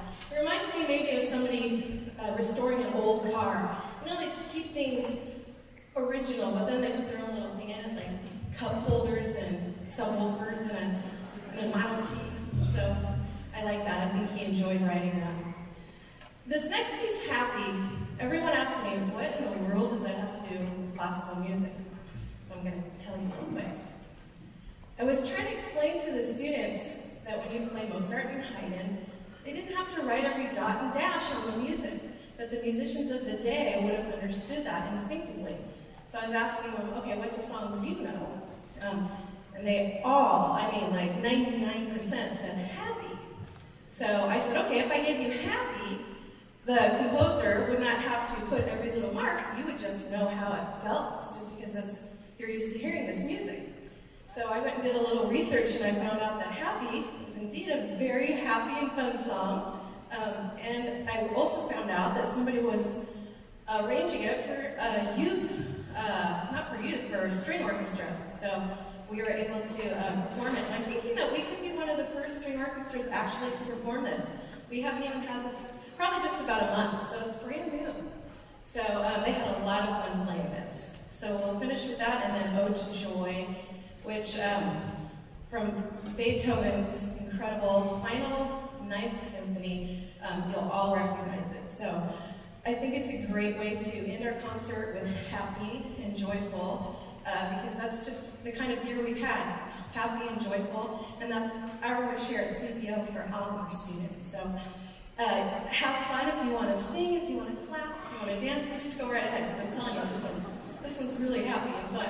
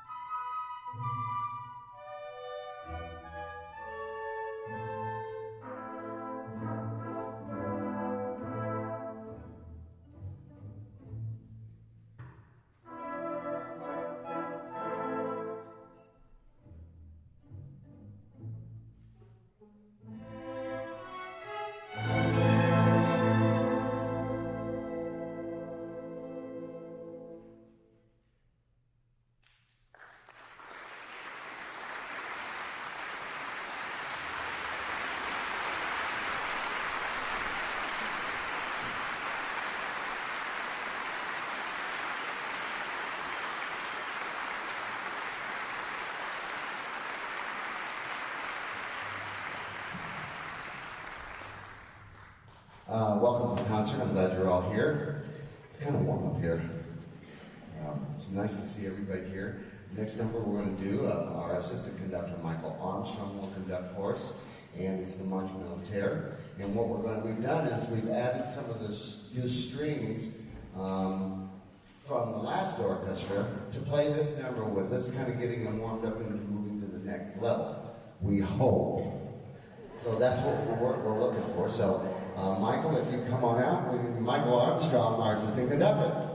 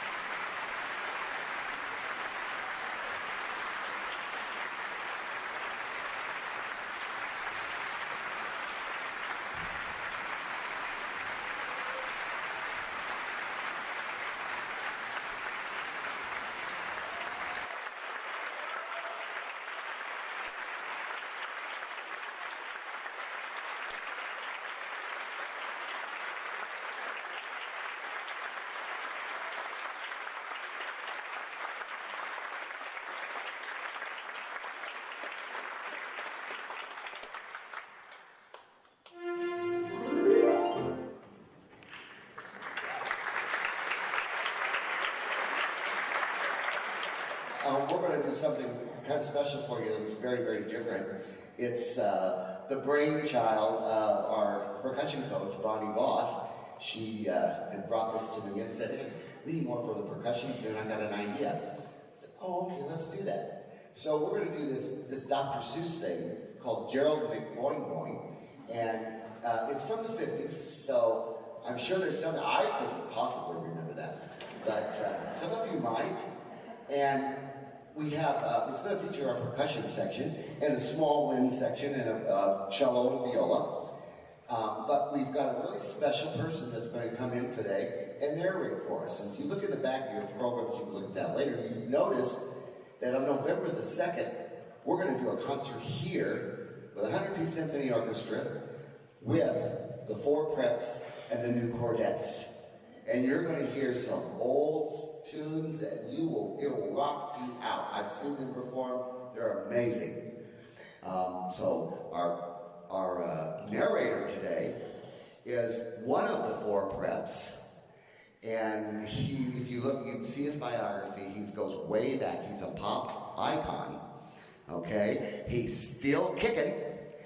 And right now, he runs the Four Preps, and his wife is the head of the New Chordettes.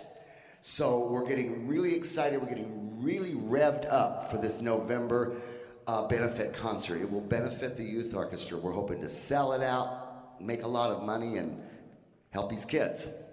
So I'd like to introduce to you now Mr. Bob Duncan.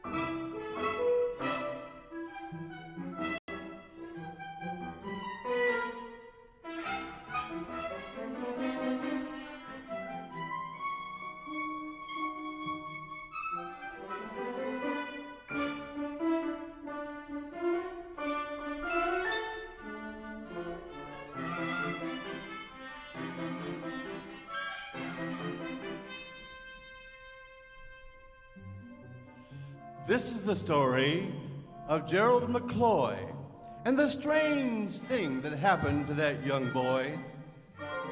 They say it all started when Gerald was 2. At least most of the kids start talking at that time, too. He started talking. You know what he said? He didn't talk words. He went instead. "What's that?" cried his father, his face turning gray. "That's a very odd thing for a young boy to say." And poor Gerald's father rushed to the phone and quick dialed the number of Dr. Malone. "Come over fast," the poor father pled. "Our boy can't speak words. He goes boing, boing instead." In no time at all, the doctor was there. My, he said, "this case is quite rare." Gerald opened his mouth, noises started to flow, and then little Gerald went.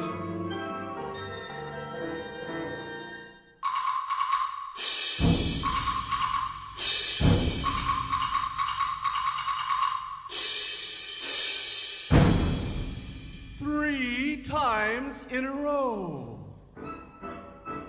"I see," said the doctor. "It's just as you said. He doesn't speak words. He goes putty-ump, crash bang instead. I've no cure for this. I can't handle the case." And he picked up his pills and walked out of the place. Months passed, and Gerald got louder and louder, till one day he went like a big keg of powder. It was then that his father said, "Oh, this is enough. He'll drive us both mad with this terrible stuff. A boy of his age shouldn't sound like a fool. He's got to learn words. We must send him to school."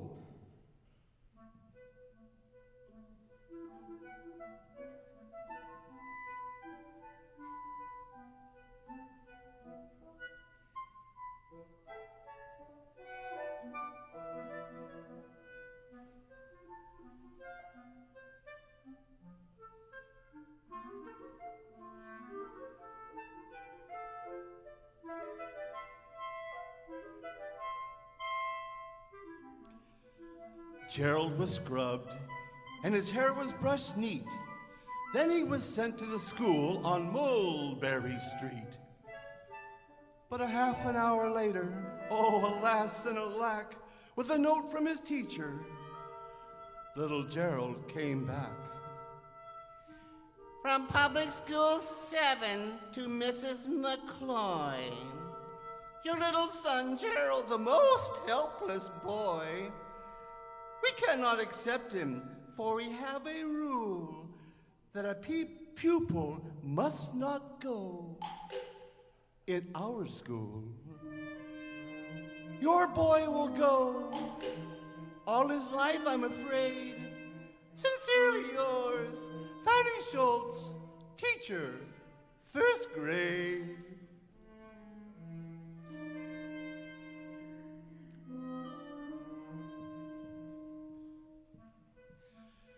Now, Gerald's mother sent him outside to play.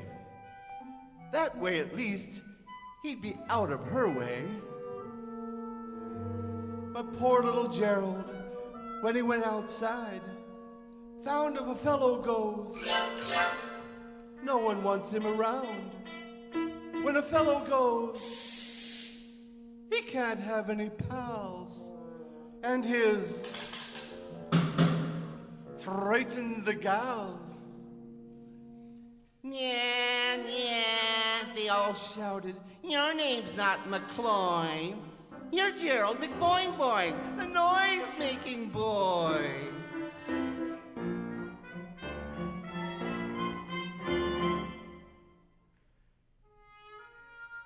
Now Gerald was sad, and in shame hung his head. He didn't go out. He just wished he was dead. It wasn't his fault that he couldn't speak words, but made noises instead.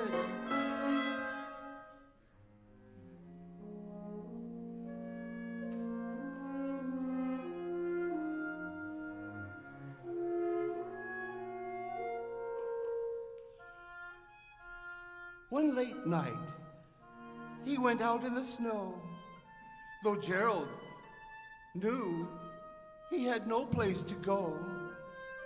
He'd never make good, he thought with a sob. A boy who makes noises can't hold down a job. His sad heart was breaking. He'd jump on a train. He knew he could never come home again. But suddenly, while he ran clippity-clop, there came out of the night a voice shouting, "Stop!" Aren't you Gerald McBoing Boing, the lad with the drums? My boy, you can still be the pride of your chums. I can make you the most famous lad in the nation, for I own the radio station. I need a smart fellow to handle the traps, who can play on a gourd while his castanets claps. Your timbre is great, your gong is inspired. Quick, come to. McBoing Boing, you're hired.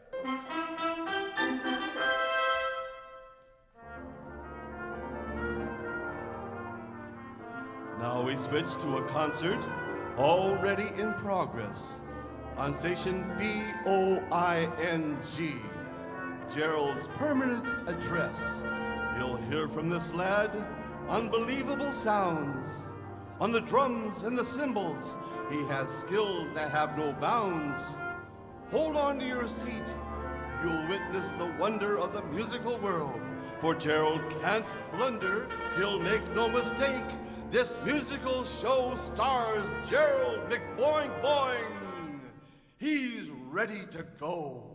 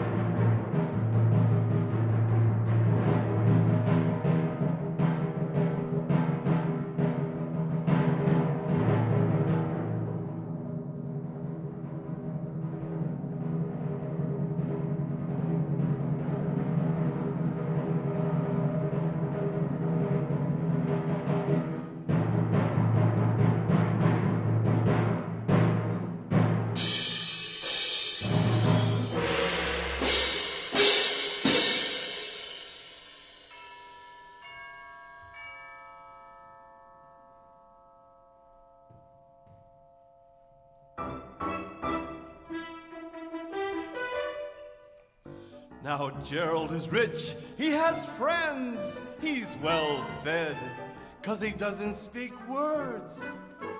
He goes instead.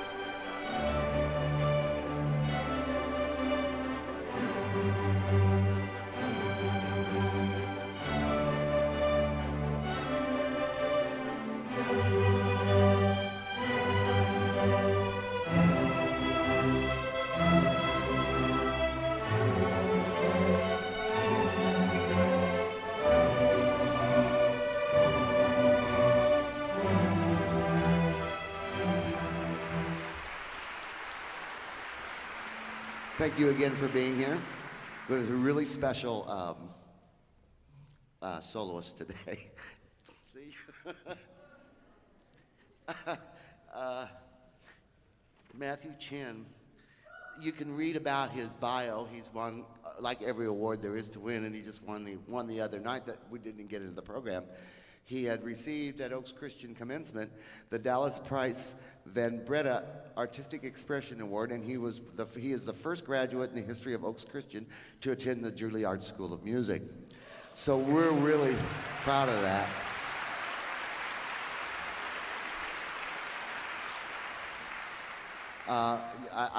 There's 32 graduates today, and I could probably talk 15, 20 minutes about each one. I'm probably longer than that. Got a lot of stories about these people. But one little story about Matthew, and he's probably going to kill me for telling you this story, but when he was in the 3rd grade, he couldn't really sit in the chair because he was too small. So he didn't want to sit on the stool. He kept telling his dad, I want to sit on the stool. He said, I have to sit on the stool because you're not big enough. So we're not really sure. We think he's been around for 11 years, 9 years. We're not sure. He's just been here forever. He holds the distinction of being a section leader, one of the youngest section leaders for the longest time. So without further ado, Matthew Chen.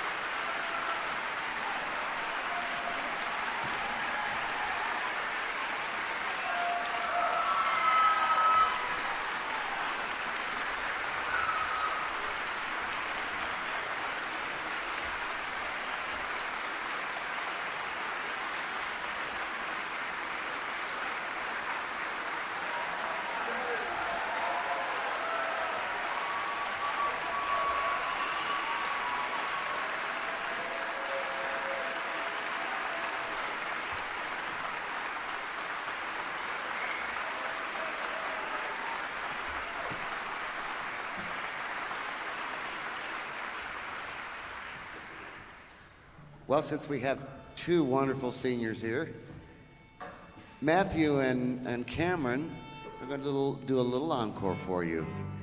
And this is the Passacaglia by Halverson.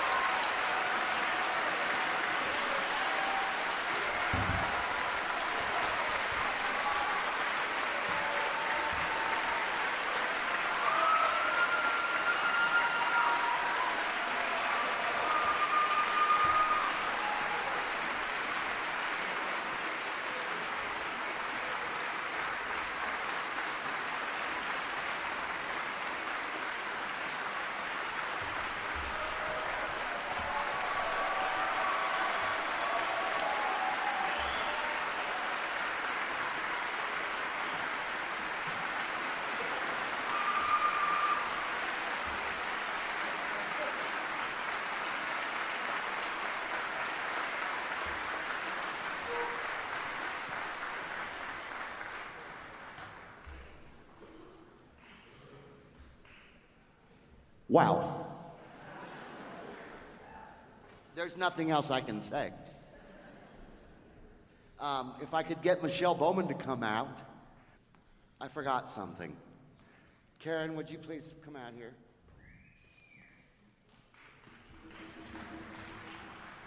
Michelle has been a faithful board member and supporter for a long time. I believe it's back to 2002. We've traveled the world together. We've been to Europe. We've been to Hawaii. We've had so much fun. And the plaque says, with our appreciation, Michelle Bowman, thank you for your service as the president from 2010 to 2014 and your contributions to inspiring youth through music. Thank you, Michelle.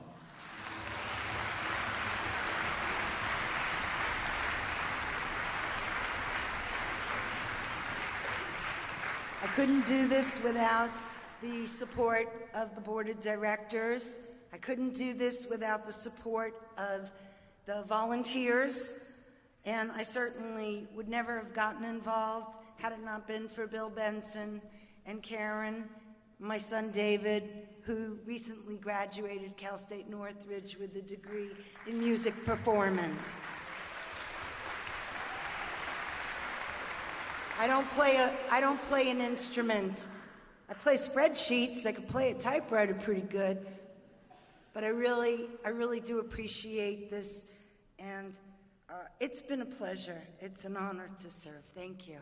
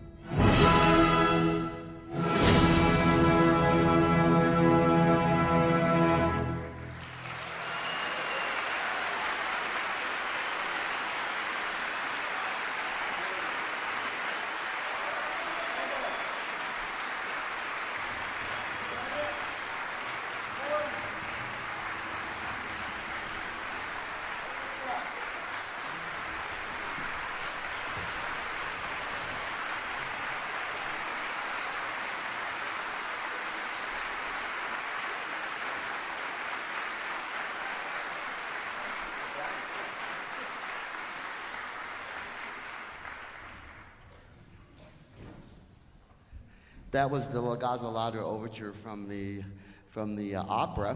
And the opera, I've read it, and it's so convoluted, and it's about a bird that comes down and steals a silver spoon, and they blame somebody in town for doing it, and they're getting ready to prosecute him, and I don't know, maybe cut his head off, who knows. But the bird comes back and drops the spoon, and everything ends beautifully. So that's the story. Now we're going to play for you the most important four notes ever written in the history of music. Okay? Fate Knocking at the Door. What we'll do is we'll play the first movement, then we'll announce our seniors, our graduates, and then we'll end with the finale to the Beethoven Symphony No. 5. Enjoy this, because we've had a lot of fun learning it and playing it. You're going to have a lot of fun hearing it.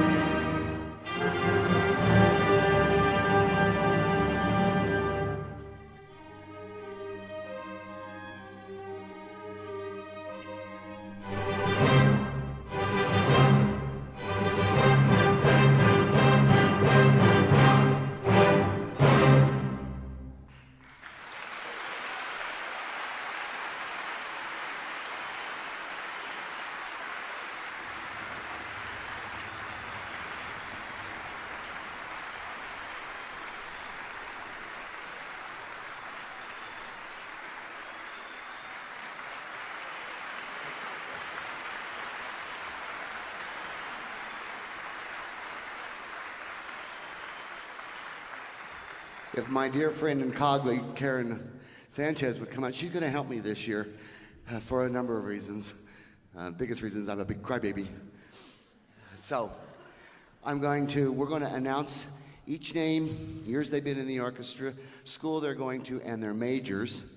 And they're going to stand up, and if we'd like to get out of here before 10 o'clock tonight, let's hold our applause until they're all up. Graduates, stand up and stand, and we'll give a big thundering applause at the end. Okay, here we go. Karen, you start. I'm trying to breathe.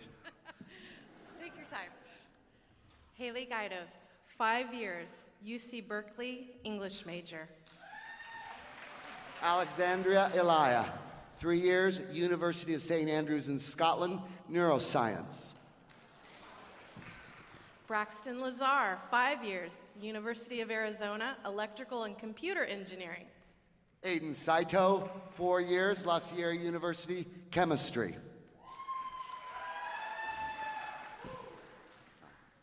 John Sotali, 6 years, UCSB, physics.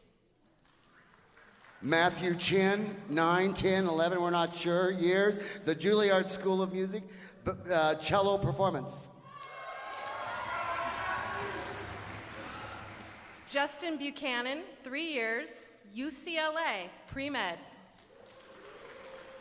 Alicia Carducci, 4 years, UCSB, political science. Min Kwan, 5 years, Yale University, economics. Soheil Bami, 9 years, UC Berkeley, computer science and engineering. Okay. James Arndt, 1 year, Arizona State University, chemical engineering. Ryan Swanson, 3 years, UC Davis, animal sciences.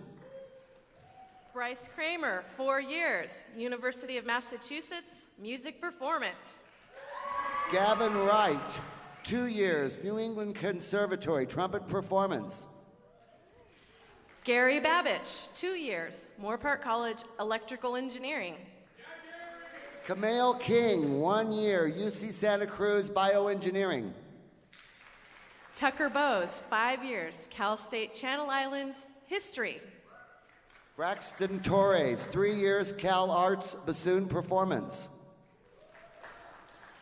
Amy Lee, 3 years, UC Berkeley, Chemical Engineering. Jenna Brown Route, 2 years, American University Public Health.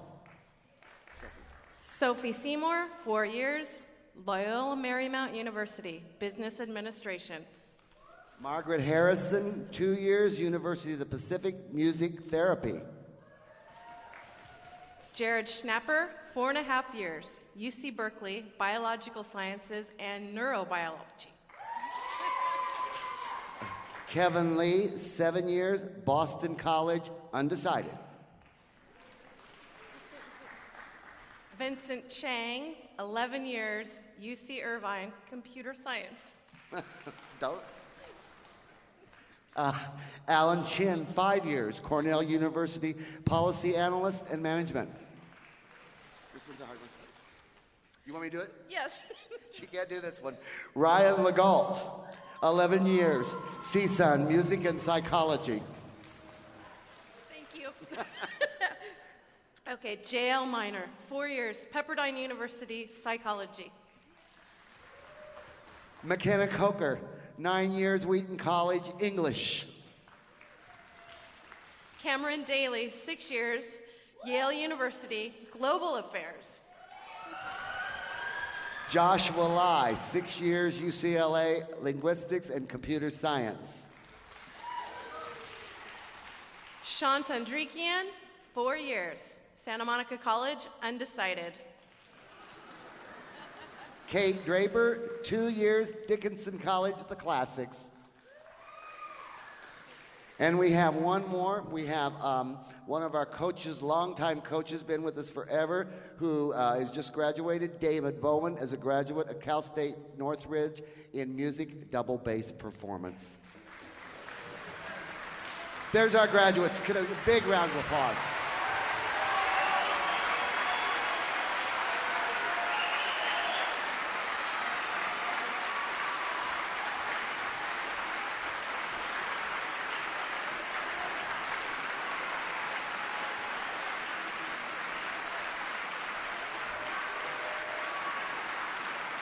It was fate.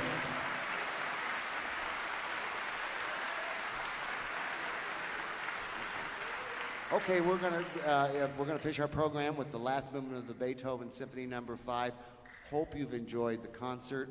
Please mark the date, November 2nd, for our big concert with the four preps and the chordettes. It will be a hoot, I guarantee it.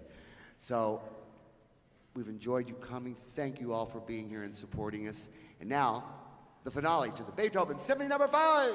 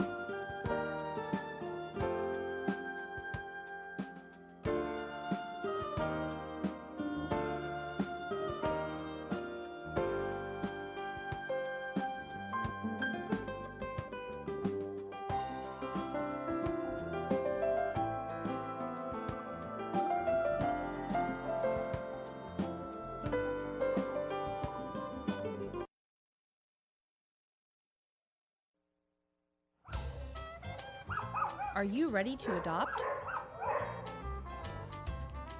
Are you ready to adopt an oak tree?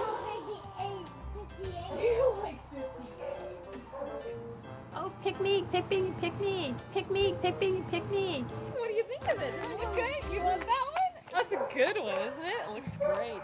Honor someone special by naming an oak tree in their honor or memory while helping to preserve 15,000 acres of Thousand Oaks open space.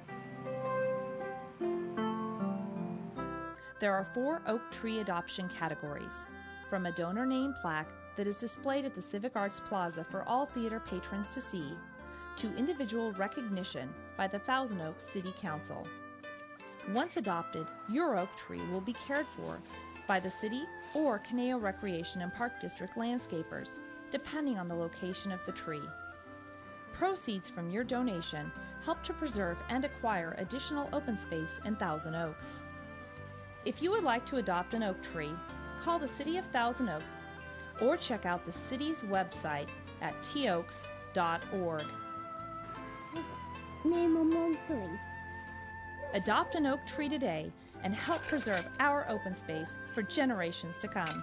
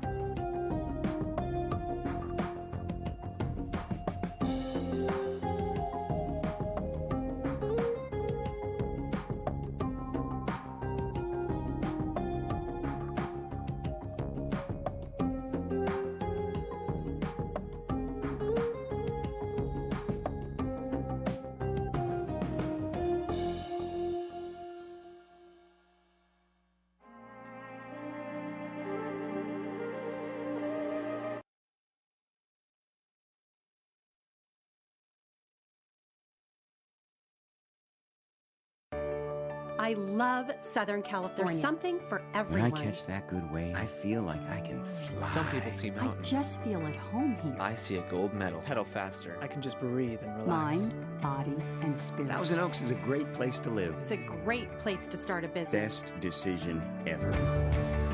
Welcome to Thousand Oaks, a family-based community with a dynamic cosmopolitan lifestyle.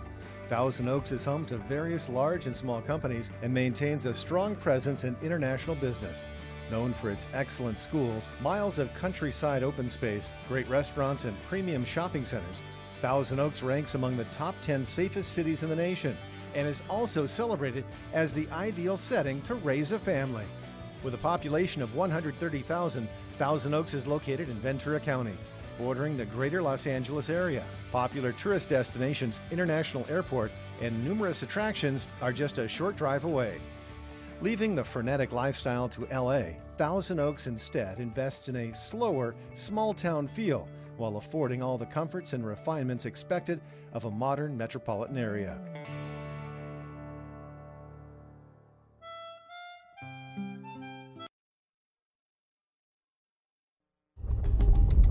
If you live in the high-risk wildfire areas of Southern California, known as the urban interface, you also live with the year-round possibility of a wildland brush fire. Southern California Fire Chiefs urge you to take personal responsibility and prepare now for this year's fire season. A new program can help. It's called Ready, Set, Go. To get ready, a free wildfire action plan will help teach you to better prepare your home to be more fire resistant. Are you set? When fire weather is predicted, monitor your local news for updates and prepare yourself and your family by having a disaster plan and checklist. When the fire comes, don't wait for your local police officers to give you an evacuation order. Leave early and let your local firefighters work to save your home. For your free copy of the Ready, Set, Go Wildfire Action Plan, visit your local fire department's website or your local fire station.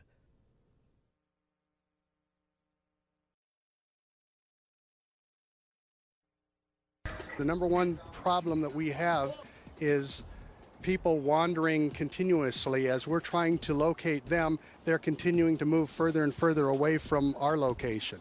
Today we're looking for Trevor. He's 8 years old. He's got brown hair. He's about 52 inches tall. He's wearing a red t-shirt, short brown pants, tennis shoes. Medina and Holden, we're going to start on the east end and work in. And then Alarcon and Bachelor, you two are going to start at the Los Robles trailhead and you're going to work up so that we cover the perimeter. Okay, grab your gear and let's get going. So the idea is to teach them to stay put in one spot and to remain calm so that we can find them quicker. Trevor! Trevor, can you hear me?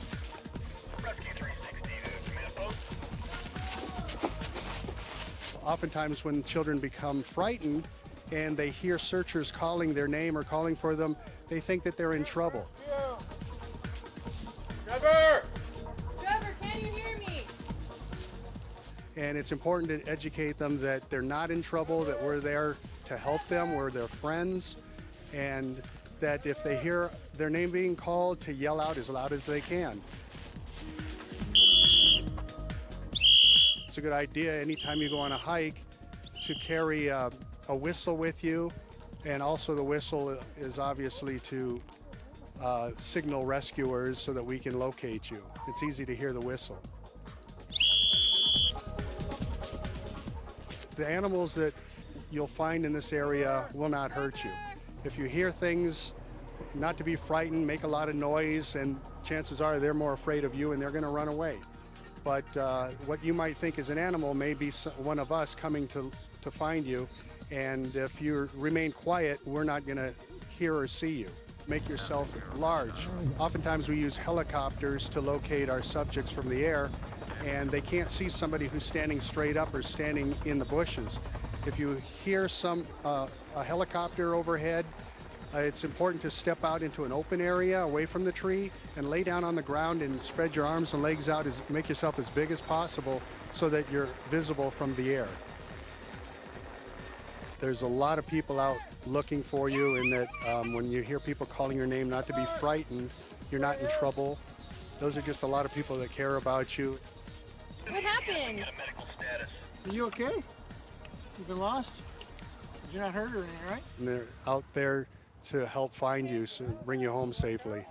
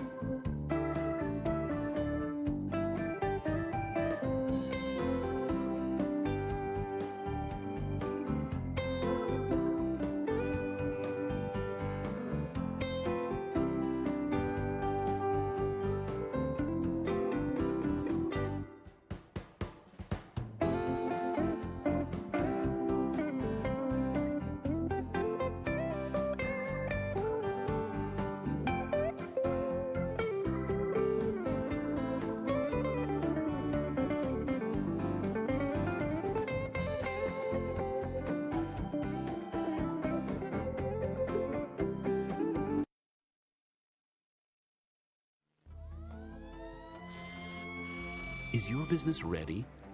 I'm ready. I'm ready. I'm ready to assist my community in the face of a disaster. I'm aware of the local hazards that could affect my business, and I have an emergency business plan. We are a movement towards a culture of business preparedness. I have secured our office equipment and improved the security on all of our computers. My employees know what to do before, during, and after disaster. We are taking steps to be proactive, not reactive. My business is registered with the BC Alert notifications, and I've reviewed my insurance policy with my agent. I'm ready because I went to readyventuracounty.org. Get a kit. Make a plan. Be informed. Today. Learn how at readyventuracounty.org.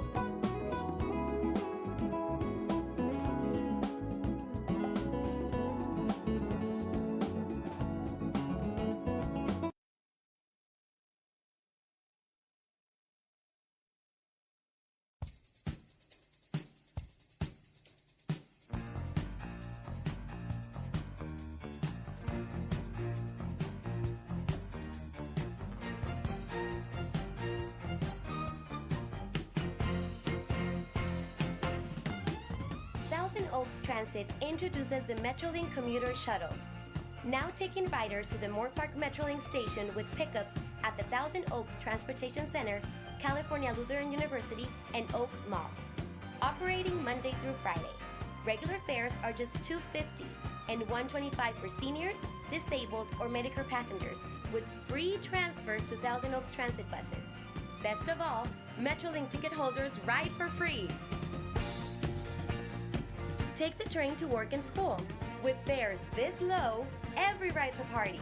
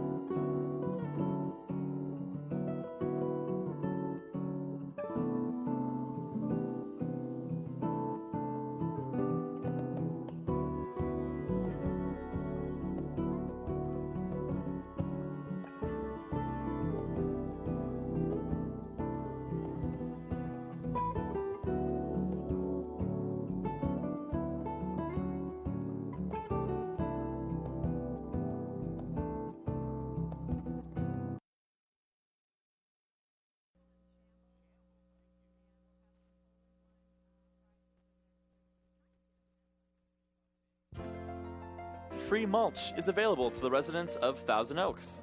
This combination of leaves and wood chips helps maintain moisture and prevents weed growth. Bring a shovel and some sturdy plastic bags to the Goebel Senior Adult Center, located at 1385 East Jans Road. For more information, please dial 805-449-SAVE.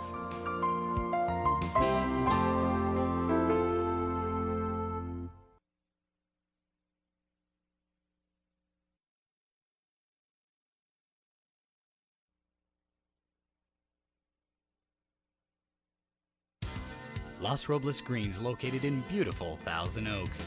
Overlooking the breathtaking 18th hole, the strikingly designed banquet and community center is the perfect atmosphere to host weddings, receptions, banquets, corporate meetings, and any other special events. Whether it's formal or casual, the staff at Los Robles is committed to providing you with everything necessary to make yours an event to always remember. Los Robles Greens. To book our banquet facilities, visit us online at losroblesgreens.com.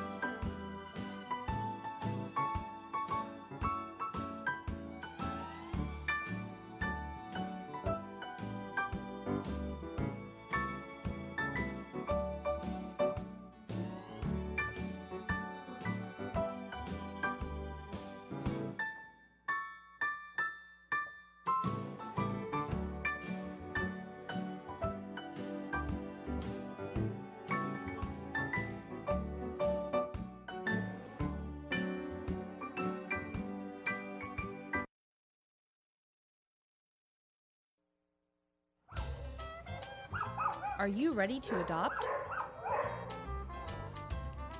Are you ready to adopt an oak tree? You like 58. Oh, pick me, pick me, pick me, pick me, pick me, pick me. What do you think of it? Is it good? You want that one? That's a good one, isn't it? It looks great. Honor someone special by naming an oak tree in their honor or memory while helping to preserve 15,000 acres of Thousand Oaks open space.